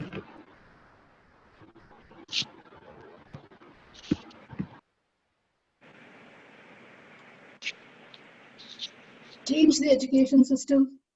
Okay. What else? Oh yeah, with that I would say in the education system I would say a lot of things about the government. With Haringo. So family members, Yeah. government. With education system, definitely changes Okay. are needed. Madam, what is needed? I just want you to bring it out there and put it out there. Is there anyone you want to change? Government, education system, what else did we say? Family members. Anybody who doesn't want to change anybody else. Maybe that was a better. I think it's really difficult to change someone else unless and until that person decides to change. It's like banging your head against a wall. Yeah, so why? But you're banging there is a wall because you want them to change. Yes. Yeah, that's what. So why? That's what I'm wondering. Why would we want someone else to change? I would like to Why do change. I want someone else to change? Okay, get it. Yeah. I would like to change those things which are in my control. Yes. All right, deeper. And nothing is in my control. Okay. So here's. So I think there are a lot of things in my control. I have some questions. I have some things to say about it. Okay, one.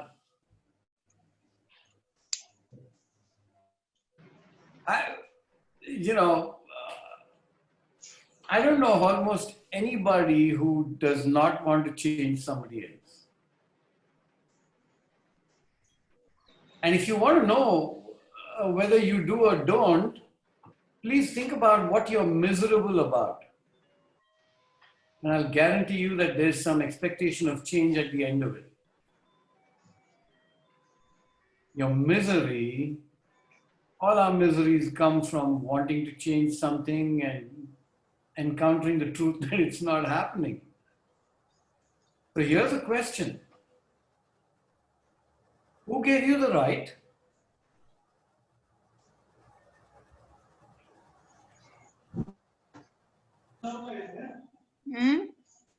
Yourself.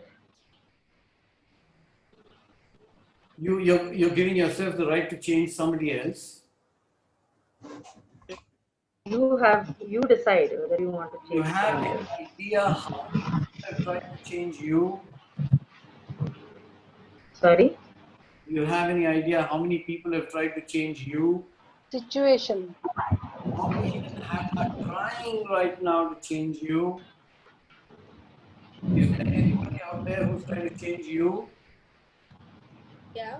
Yeah. And Yeah. are you changing? My parents. Are you changing? Only if you are convinced about it. Yeah. No. Right. Okay. Okay. If you're but most of the time people retaliate. Sir, people की बात छोड़ो, खुद की बात करो sir. नहीं आपने जो बोला ना like what happens when someone wants to change anyone, so the moment you want to change anyone they will retaliate rather than change. Can I make an assumption therefore that anybody who's trying to change you are also retaliating? At times, yes. Okay, great. I'd seriously like you to think about this question because our misery comes from wanting to change something out there.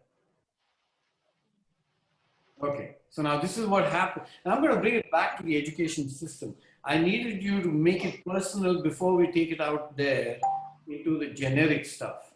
Okay, so this is what happens. That's my son. I want to change him. If that's what he looks like in the classroom, how do you think I want his head? Like all the heads in this room right now, right? Straight. I want to be able to look at you. But he wants to look at the flowers or birds or trees. I don't know. He's out there somewhere. Hey, come on, man. Get into the classroom. Look here. Listen to me. Great. So I do that to him, and he's going to do it to somebody. What you are trying to do right now is possibly, don't say yes or no, possibly the result of somebody else trying to do it to you.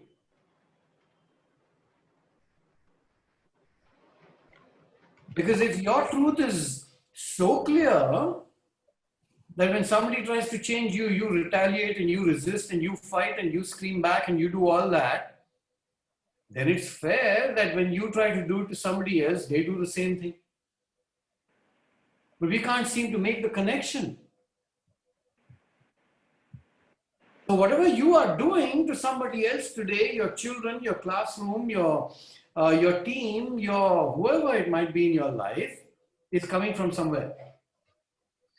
You do that to them. Oh, so somebody did it to you in the classroom. You're doing it to somebody else in your classroom. They're going to go and do it to their children. And those children are going to do it to somebody else. I mean, what a game we've got going on. And everybody is trying to change somebody else. Okay, so why am I making such a big thing of it?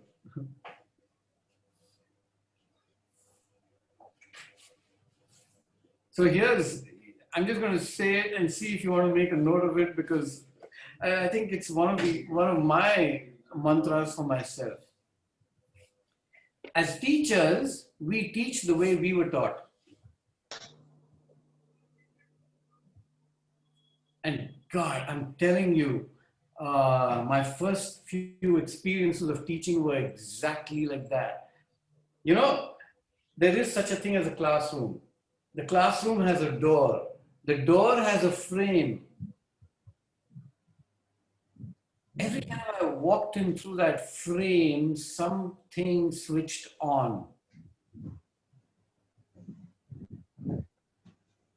I was so uncomfortable with it. And I'll give you an example of what that on-off was. Outside the classroom, it was okay for children to hang around me, on me, around me. When I walked into the classroom, it wasn't okay. I became the teacher. I'm guessing you know what I'm talking about. And this happens, door frames have something to do with it, I think. You know how they put on those automatic lights, right? You open the door and light comes on, you shut the door, light goes off.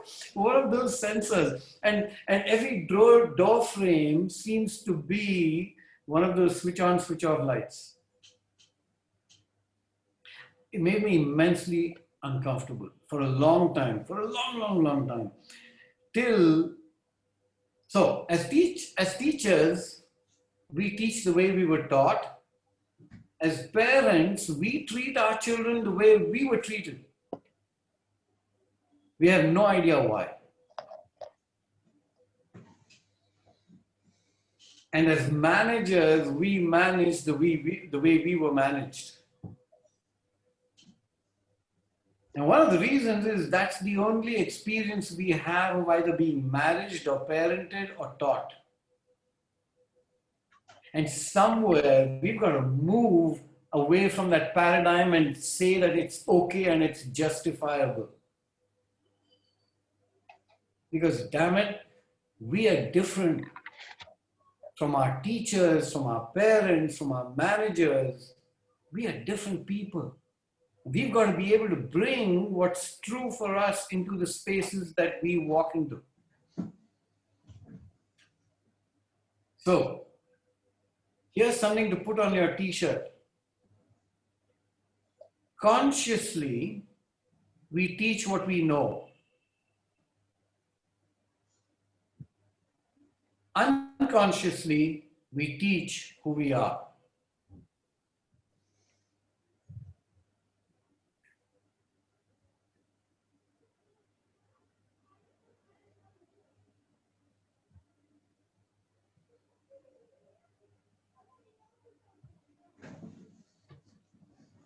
Great. Did you watch Kung Fu Panda?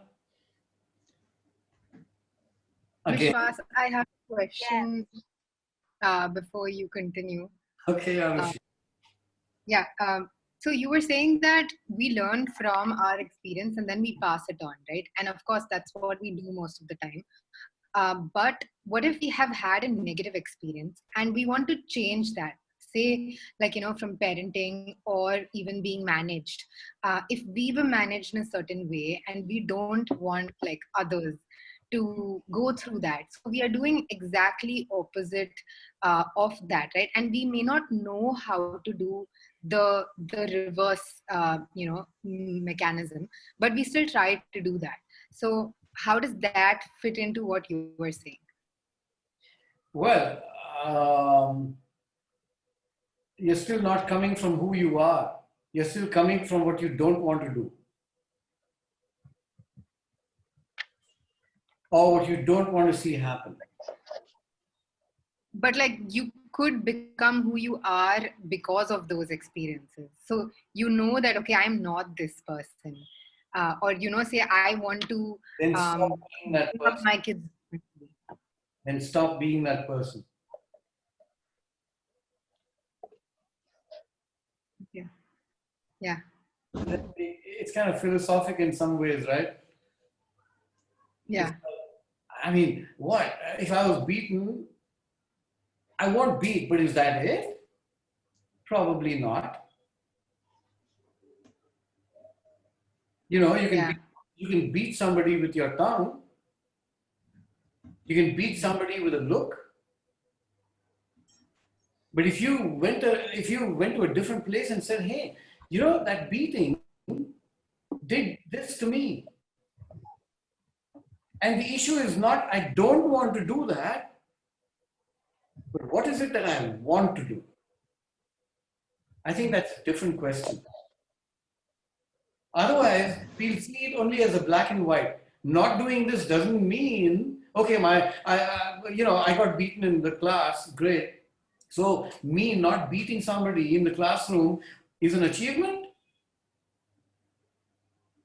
I'm not sure about that. Okay, so my mentors, my favorite mentor guide, this whole world of experiential ed is big and I have my own gurus. She told me something 10, 15 years ago. And she said, hey, you know what? I used to copy her. And the way I went about that process. And I knew that every time I was in trouble, I'd say to myself, so her name is Laurie Frank. What would Laurie have done? And I would do that. But the taste of it was very different. She told me 10 years ago, she said, hey, you know what? You're good at what you do. You have your own personal philosophy. Trust it. And that completely changed things for me. And I'm telling you this because it was a gem that she gave me. It's like a diamond. You got to wipe the dust off. And I'm just going to give you a diamond. It may be dusty right now, but I'm giving it to you and I'm saying, build your own personal philosophy. By all means, be willing to be affected by the written word of somebody else and somebody else's practice and what you observe and all that, but build your own philosophy. Okay. So, Kung Fu Panda, brilliant movie, experiential education at its best. Here's it. All the principles that we're going to be talking about in the 8 weeks come alive in a huge way in Kung Fu Panda. And if this medium had a choice, I would show you the videos and dissect the entire movie, and I could teach you the entire content of this course through that one movie. But I'm going to just pick a few things, and I want you to watch that movie 15 times. And I'll give you another movie list. You can go to my website and there's a whole bunch of movies out there. Another brilliant one is The Peaceful Warrior. Anybody heard of it? Seen it? Yeah. Go watch that every moment. So here's revisiting Kung Fu Panda in stills. What's Shifu trying to do?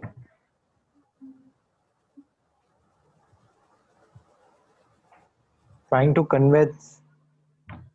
Huh? Trying to convince. Underestimating. Convince whom? Hugwe. Yeah. What for? The panda is not a dragon warrior. Yes, so why is he trying to convince Ugwe? What's the issue here? He has a perception Because of what a panda is. because he didn't believe for that a panda can be without Yes. any practice. Right, absolutely right. So just remember that Shifu as the educator did not believe that a panda with a belly that moves around so much could be a dragon warrior. Yes. Okay? Question to you. What do you believe about the people who come to you? You don't have to answer. I'm asking you to think about this because this is going to show up in your relationship with that person. I like to believe when I see you here, 25 people on the screen, I'm saying, you guys are going to be brilliant educators. One way or another, at the end of this course, you're going to take back something that you're going to change about the way you do things. And where does my passion come from? It comes from this one belief that, hey, you know what? All of us are changeable. Go do your thing. Don't waste your time thinking about wanting to change somebody in a particular way. Just go out there and talk about and be who you are. Because they're picking up cues. Do you think Po picks up from Shifu's behavior? What does he pick up? From his own behavior. Huh? From his own behavior? No, what does Po pick up from Shifu about the way He wants to get rid of him. Sorry, Alicia? That he wants to get rid of him. Absolutely right. Can you imagine a classroom where you walk in wanting to get rid of all those children so that your teaching becomes easier? You know what I'm saying? And my guess is all of us have encountered a teacher who felt that way about you. It may not be in the classroom, it may be at home, and maybe somewhere else, but damn, there's somebody out there who wants to get rid of you real quick. And what does it do to you? Because if you walk into yours and second guess, yeah, just think about it. It's not as if they told you they wanted to get rid of you. They didn't tell you. They just behaved. And whether you are behaving that way with anybody else.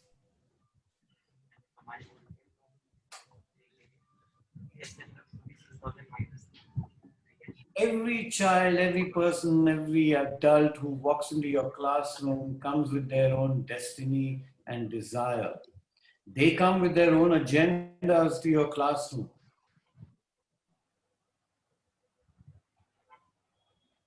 And we think that we can control it. I mean, the amount of corporate work I've done where people are telling me, you know what, at the end of this 2 days, they should have changed. I want them to be a fantastic world's best team. Raise your hand if you've got demands like that. And this was my answer to them, and it kind of came in a very interesting way. I said, hey, look, you know what? Look at me. Do I look like a Gandhi? Do I look like the Buddha? Do I look like Jesus Christ? Yeah, if I had long hair, maybe. But, they came and they went, and the world doesn't seem to have changed much. And you were giving me 2 days to change it. I'm not a miracle worker. I can affect the way they think about something. I'm not sure I have any control over their behavior. And the sooner you begin to understand that you have no control over their behavior, the better it might be. Because you're walking around, if you want them to change so urgently, my guess is you're walking around giving them signals that Shifu gave Po. If you don't change, you need to leave this organization.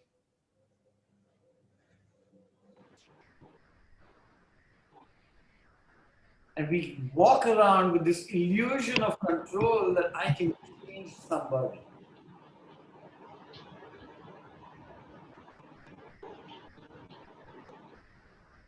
And you know that conversation between ee2go3 and Shifu, right? Look at this peach tree. I cannot make it blossom when it suits me or make it bear fruit before its time. Which was my question earlier in the day, that do you think you leave this classroom and learning has happened? How will you know? Forget me. How will you know whether learning has happened? Sometimes I've had people encounter me. I used to do this corporate training for an organization. I did about 100 different programs for them. Tel Aviv airport. I'm kind of going to check in, and this guy, he says, "Hey, Vishwa, hi, how are you?" I'm saying, "Tel Aviv, what the hell? Who knows me in Tel Aviv?" And this guy comes up to me and says, "Do you remember me?" I said, "Sure, I remember you." He said, "No, you don't. But I was from so-and-so organization, and we went out and blah, blah, blah, blah, blah." And I said, "Wow, you remember it, huh?" And he says, "Not only do I remember it, I am understanding some of the things that you taught only today. 10 years. There'll be more stories that I will tell you about but learning for him happened after 10 years, and we want children to walk out of the classroom and know they're 2 plus 2. We want them to practice new behaviors the moment they step out of the training room. How is that fair? And that's the context that this is a peach tree. I can desire it to be something else, but it is a peach tree. It's going to be a peach tree. Yeah, but you know what? I can do this. And Shifu's kind of freaking out on that, and he does all his kung fu in that 2 seconds. But it will still be a peach.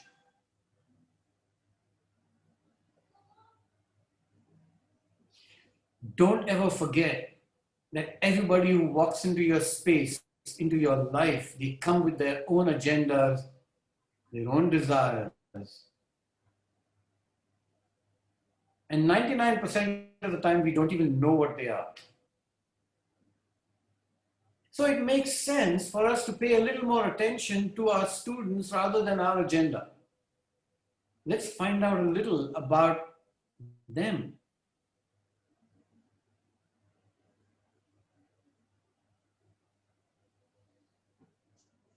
Yeah? So what is our job then? I love the way in the movie, he takes that nail and he turns it around, and it's so beautiful. It's such fluid movement to nurture it. That is our job. Any training, corporate, children, service learning, whatever, man, I'm telling you, our job is nurturing.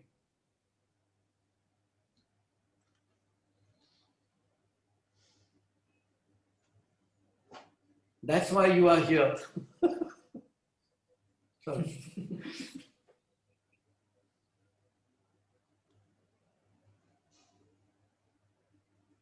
So if you believe, so here's the easy part for me to say. If you believe that you're going to get something from this course, you will. All you got to do is believe. Okay? So if you are still a disbeliever, feel free to engage. Find a reason to be in this space. It's really critical. If you feel lost at the end of the first session, intentional.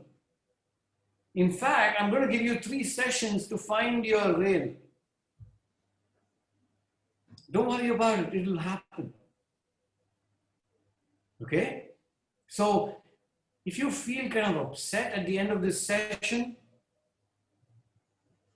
I have succeeded. So, what happens next? Vishwas. Yeah. Vishwas, I have a question. Yes. Can I? Yes. Yeah. So, you mentioned that every person who walks up to you has his agenda. When that person is approaching you, that person will have some agenda. Ki, why am I doing this? And he would expect something from me, right? So, at that point, the agenda could be either of my benefit, or it could be not of my benefit. But the choice lies to me, right? Whether I make it happen or I don't make it happen. So how do I come to know?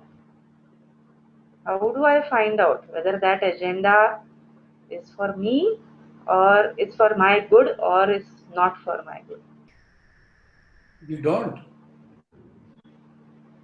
You don't know. And how will you find out then?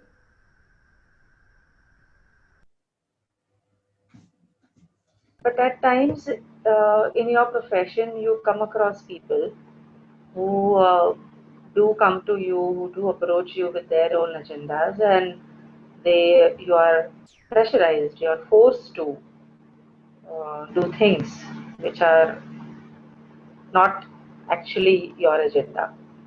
Would you say that you do the same thing too? No, Really? I don't do it. Really?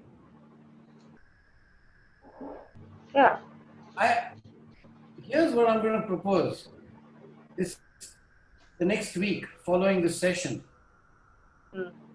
anytime you go to anybody else to have a conversation, ask yourself whether you have an agenda or not.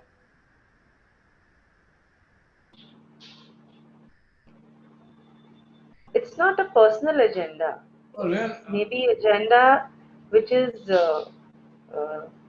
connected to a task or to your job role. Is there anything that is not personal? Is there such a thing as an organizational agenda?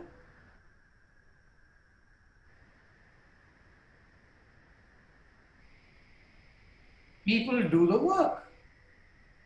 Yeah. So it must at some point in time become a personal agenda. And here's a strange thing. We are asking people in organizations to show, what is the word, help me please, ownership? Take accountability. Accountability, ownership. And then once I take on ownership and accountability, does it not become a personal agenda? Yeah, it does. That's it. There is nothing that is not personal. There is no such thing. Anybody comes and talks to you like that, know that they're putting the gun on somebody else's shoulder and shooting you. That's all. And even that is okay. Because they're afraid of something. And we do it too. Okay? Give it a thought. Find out. Give out a week. I'm going to ask you this question next session. Okay. So, what do we do? What is it experiential educators do? This is what we do. At the heart of what we do is offer experiences that create disequilibrium. And what is disequilibrium? Create a scenario in which whoever it is you're creating it for, there is a gap between what they know and what they're encountering. Hopefully, through these sessions, every session, I will create some disequilibrium for you.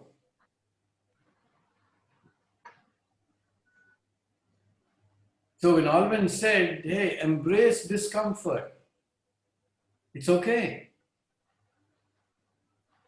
You don't have to fight it. You don't have to run away from it. That's the intention. That's where growth is. That is where we encounter learning. Learning doesn't come from doing the same thing again and again. Expertise comes from that. But learning comes from expanding your repertoire of the things that you are capable of doing.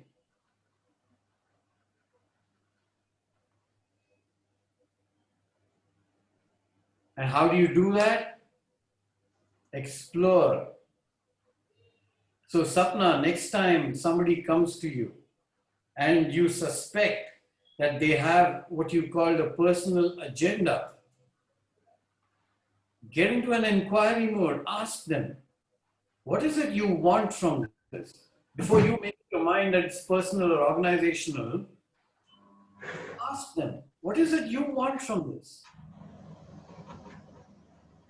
Because you know what? If you think of their requests and their desires coming into your space and you feeling like you have to fulfill that agenda, there's already a problem. So go into, begin inquiry. Find out. Otherwise, you're just making up your own mind without even asking them a question, which is why I asked you, how do you know that agenda is personal? You don't. Somewhere that agenda is linked to their self, their personal self.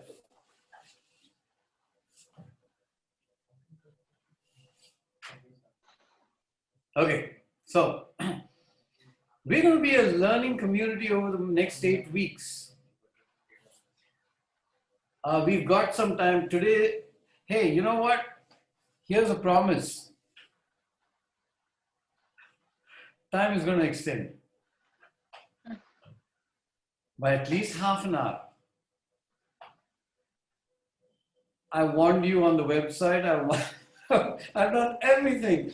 But if we, one of the richness of this is just creating space for people to be able to ask questions, because those questions are not an isolation. They're not just sapnas. I'm guessing that they were somebody else's as well. And they're relevant. And if we can't have that, so here's my proposal. At the end of 2.5 hours, if it gets too much, no, not even at the end, at any point in time in these 2.5, 3 hours, you have the freedom to walk away, take a nap. I will not be offended. Okay? So I'm going to say it again. You have the freedom to walk away at any point in time, take a break, go chat with somebody, go climb a tree. I don't know what it is that energizes you. And come back, I will not be offended. You want to take a nap while you're doing this? That's fine too. I'm committed to being with you for the time that we are going to be together and doing the most that I can in that time. So unless you decide that you want me to stop, then I will stop. So here's your opportunity. I'm going to break you up into groups again.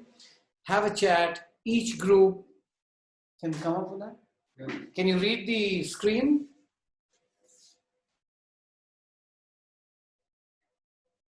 Can you see the presentation? No. No. Okay. So here's what you're going to do. You have to come up with group norms. Okay. Most of you are familiar with what that means, right? Essentially, the question is, what are the things that you agree to do that will give life to the purpose that we are together for? Are we clear on this? Each group may come up with a long list, but each group, I want you to come to then select the 2 most important things. I want only 2 from each group. Are we clear? Yeah. Cool. No, I'd like you to say it again. 2 norms, like 2 rules we need to follow. Yeah, that will enrich Okay. and keep you in this space during the time that we are together for the 8 weeks. So there's going to be journaling, there's going to be reading, there's going to be all that. So what will enrich this course for you? And if you have any demands from me, that's fine too. Are we clear? Yep. Bye. I'm giving you only 5 minutes. Stay focused. Here's what we've got. This is for us. You can take a look at it. We're going to put it up in the slide deck. It's going to be up every session just to look at as a reminder that this is what we've agreed. I'm guessing everybody has put their stuff into this. And just remember, this is not carved in stone. We can change it anytime we want. You want to modify it, add something, delete something. As we go through this experience of 8 weeks, we have the freedom to do that. Okay. Now, the last 15 minutes are going to be a break. So stay with me. Drink some water.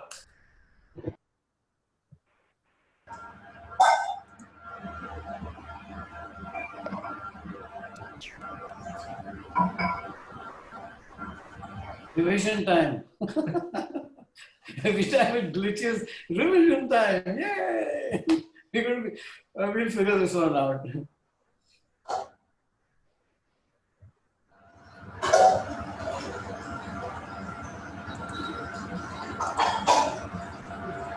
Okay, so the whole intent is for us to be at the space that we're in.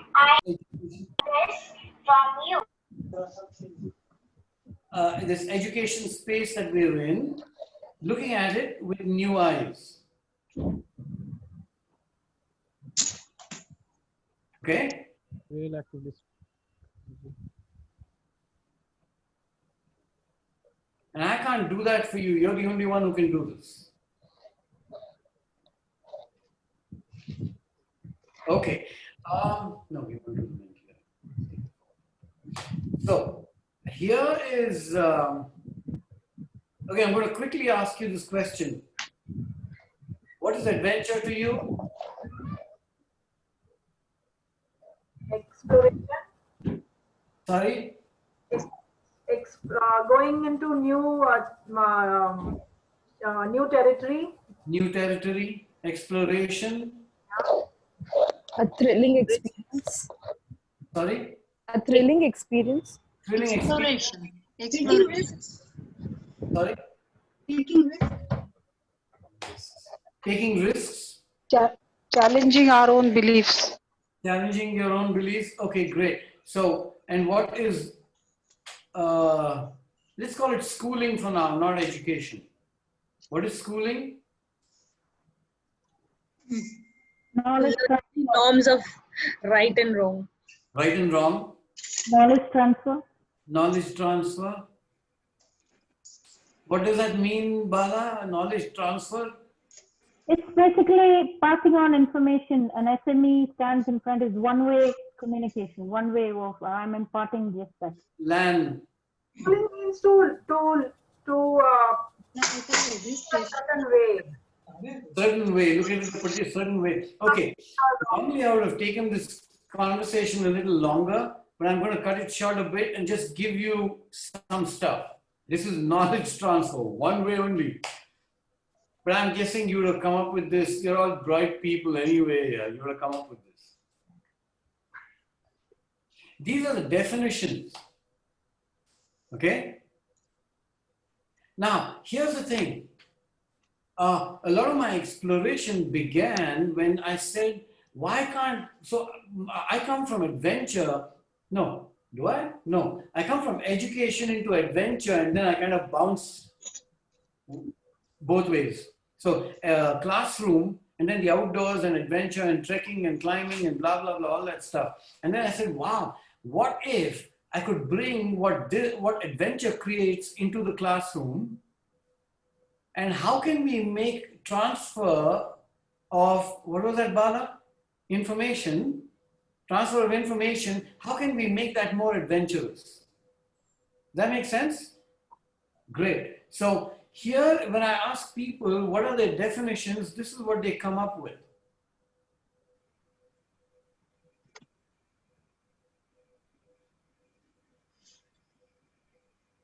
And some of these are brilliant, huh? Self-evaluation, curiosity, play, fun, exploration, risk, uncertainty.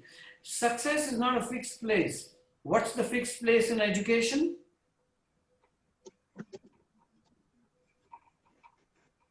100. Marks. Yeah. 100. 100 is the limit. You can't get 110. How dare you? Right?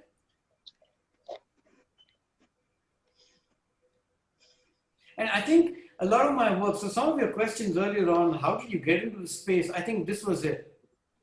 How can we make classrooms more exciting, and how can we make adventure more educational? Okay. How many of you read anything that I put up? Not me.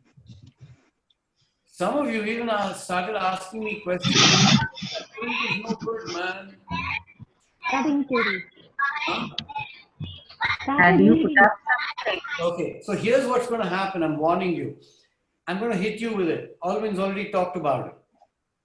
There's going to be a lot of stuff in that folder, classroom folder, for you to access. You have the freedom to see it or not. Some of us like reading. And according to you, when you discovered similarities, at least 3 groups said you like to read. Are you crazy? Okay, read. There's going to be a lot of stuff out there. So some of us like to read, and some of us like to just walk into that space and say, let's see what happens. Okay? Normally, I would have asked you to put a heart where you think you belong here on this grid. You know how to do it? Go on top in the menu, view options. There's a green bar on top. There's a green bar on top. View options, I can. View options, annotate. And put a heart or star or there you go. God, you guys love hearts. By the way, there are ready-made hearts. You don't have to draw blue hearts. That's a Venus heart.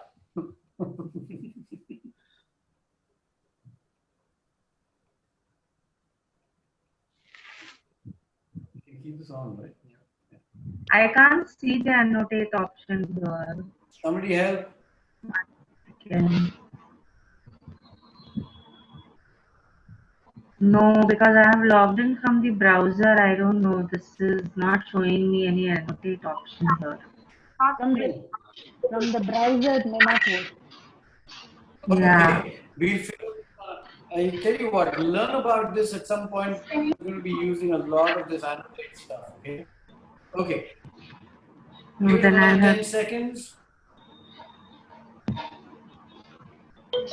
9, 8, 7, 6, 5, 4. Okay. Now, I'm guessing you know which your heart is. Okay. Let's see where you are.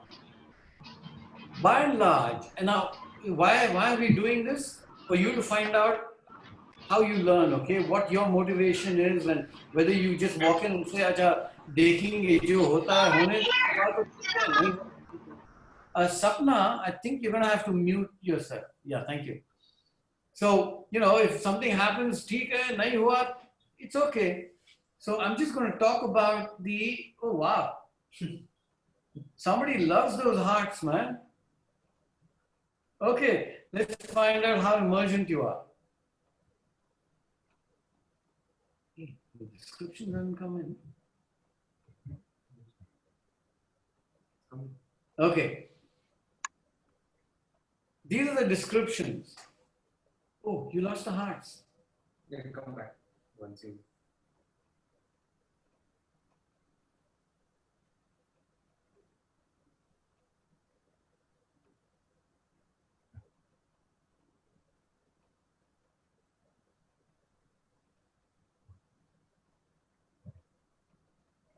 A lot of corporate learning, unfortunately, is here. Tick box. I don't know about any of you, but I constantly get emails from organizations saying, we want a training and this is what we want covered. Okay, team building, leadership, conflict management, decision making, planning, strategy. Give me more, and they're all there. Okay, I once got a mail, 12 things. I said, wow, you want so much. How much time do we have? And they said, how much time do you need? I said, 2 years. And they said, oh, we're giving you only 4 hours.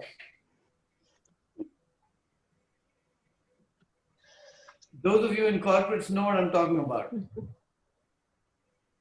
And we've got to remember one thing.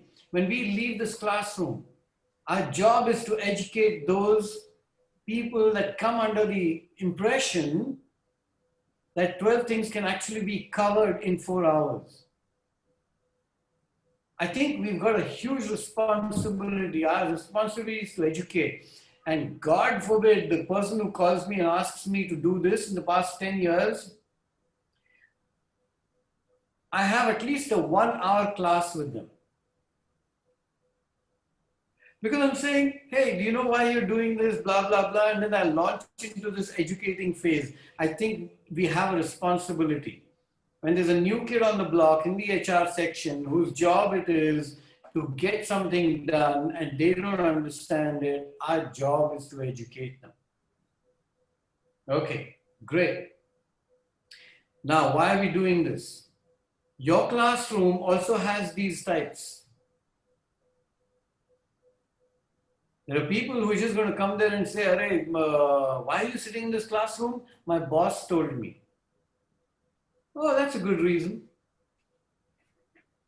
Somebody else might say, "Hey, because I want to learn something." I said, "Okay, do you know what you want to learn?" "No." "Do you know what this class is about?" "No." "Okay, let's find out." Your classrooms are going to be these people as well. Our families are like that. Our homes are like that. Our environments are people like that. Know it. Otherwise, this is what they're going to do to you.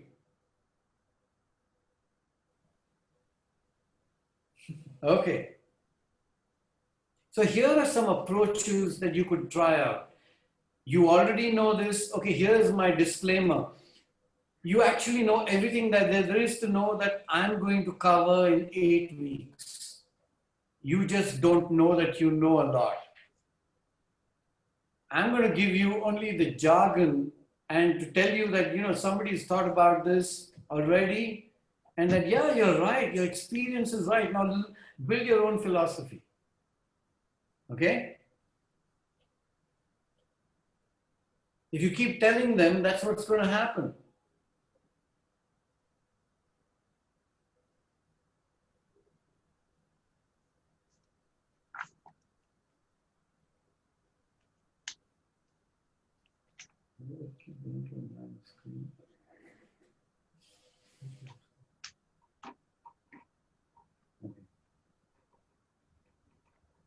Okay, so what's the value of this? You keep telling them, they're going to forget. Parents, we're constantly doing this. And if you are if you are children of somebody, just think of the number of times your parents keep telling you stuff, right? How much do you remember? Anything that's told over and over again is forgotten much more easily for some strange reason.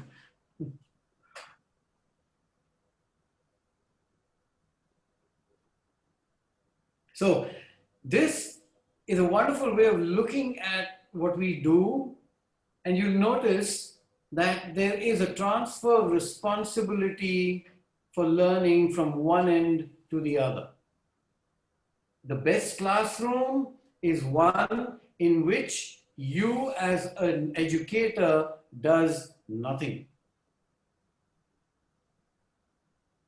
And there are classrooms like that, and I've done corporate training like that. So I know it's possible. And here's just a little more for those people who like reading and like more text.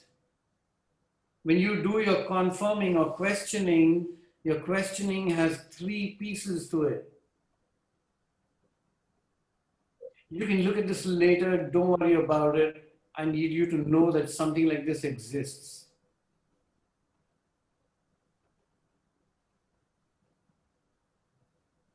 Okay. I think we should stop.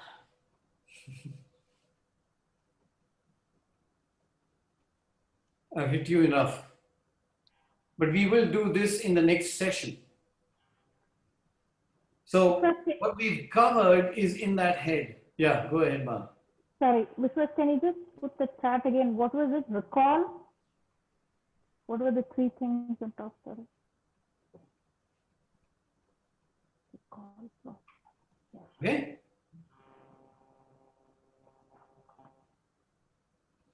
We've covered a lot. And I love making this first session almost like torture. But you guys are not looking tortured enough. For some strange reasons. Huh? Are you tortured by that? So the next session, we're going to be looking at this educator's world. What is this educator's world? What are its components? And how can it, and you know, as educators, we do a lot of juggling. And we'll be diving into that world of the educator to look at what those components are and how we can manage them better. Okay?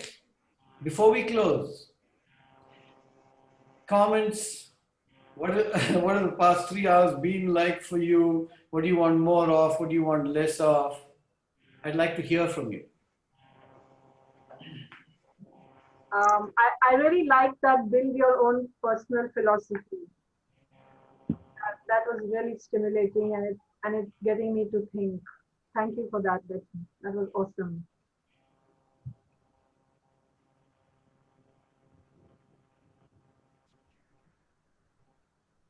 You know, this is not compulsory, right? Like, don't look tortured.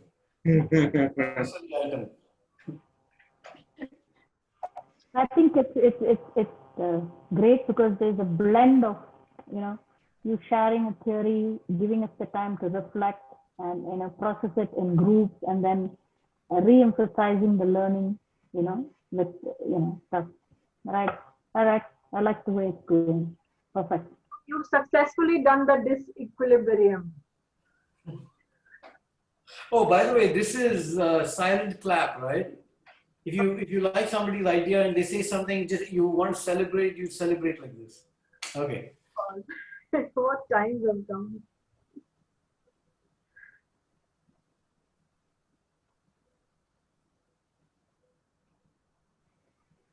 Everybody has the freedom to speak or not.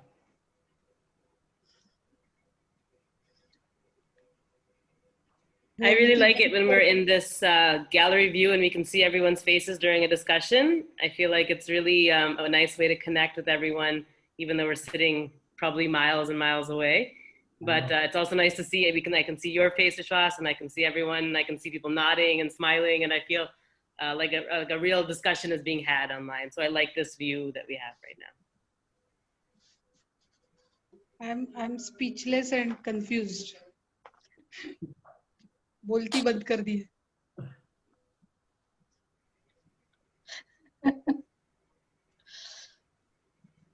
So I think the quote you said, consciously we teach what we know and unconsciously we do who we are. I think that made me think about.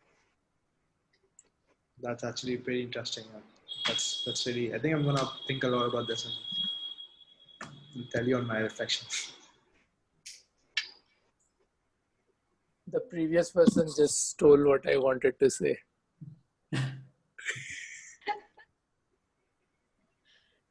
I really like the last slide, the last graph which you had shown, that learning comes when the student actually does it the way it should be done, when the teacher is watching. It is the best kind of learning. So really looking forward to many such things coming up. Yep. And we'll be doing a lot more of that and see how we can put that into practice. Okay. I think I have knocked the right door. Sorry, Akhil? It's an eye opener. I think I have knocked the right door. You mean, oh, but did the door open? No. I think I have knocked the right, I've come to the right place to learn. Yeah, okay, fine. Thank you. I hope the door opens. Yeah.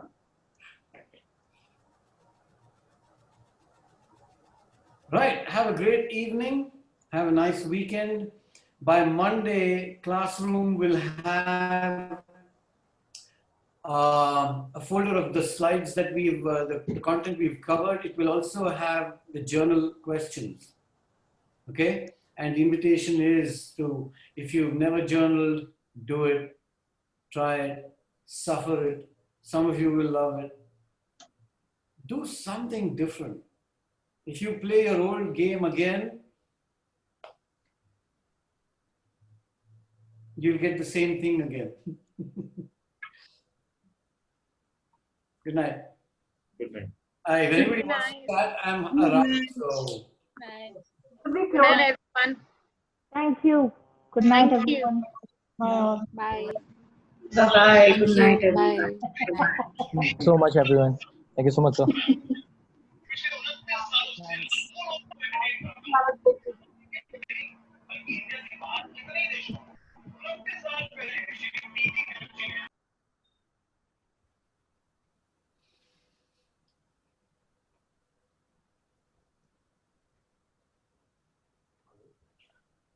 So is that question time? Okay. So I have Only one. Only one. Yeah. Okay. So I need to decide which one to ask then. Okay. Is lack of knowledge or awareness gets your fixed mindset, which doesn't allow you to change someone. Like, so let's say I have a lack of knowledge about something, and someone is, that's why I'm assuming a lot of things. That this is how it's done. And that's why I don't want to change. So can making people aware about it a step towards a change? Well, the moment you make somebody aware of it, they're going to say, no, I have a lot of knowledge anyway. I have more knowledge than you. But what if we try to show something that they don't know, because that's what we assume? Or maybe we can ask them. That's what teachers do all the time. Okay. So what's the method that we can use, or how can we? Okay, maybe we can question them, because that's what he said in the last slide. Exploration. And how do we do that? Questioning? Ask questions. Yeah, questions. So we ask questions, and they put their point of view in front of us. Let's say anyone. Let's just assume anyone puts whoever we want to assume, whoever we want to, So we ask questions. Yes. Using that 4S, of course. And but of course, as you said, everything we do has a purpose, right? Yes. So aren't we fixed with that purpose then? Because again, whatever I have a purpose, I'll be fixed. I didn't say it's fixed purpose. You said that purpose might change. That purpose may begin with asking questions about knowledge, and might move towards asking questions about the person, because it may be an issue between people. But isn't the agenda the same? Like the end goal is end goal is fixed. End goal. Do you know your end goal? Yeah, like if I'm starting a conversation with someone, I will probably have an end goal. Like, is it my, like you said, my personal agenda. Yeah. Like you said, so my personal agenda will be there. Throw it away as quickly as you can. Hold the way? Sorry, sir? Throw it away. Throw it away. Because as long as you're working from your agenda, you are going to manipulate process. Yeah. I will for sure. I will for sure. Khatam, I don't want to talk to you then. Why should I talk to you? Okay. That's what I was confused with, because then of course I will manipulate myself. Okay, cool.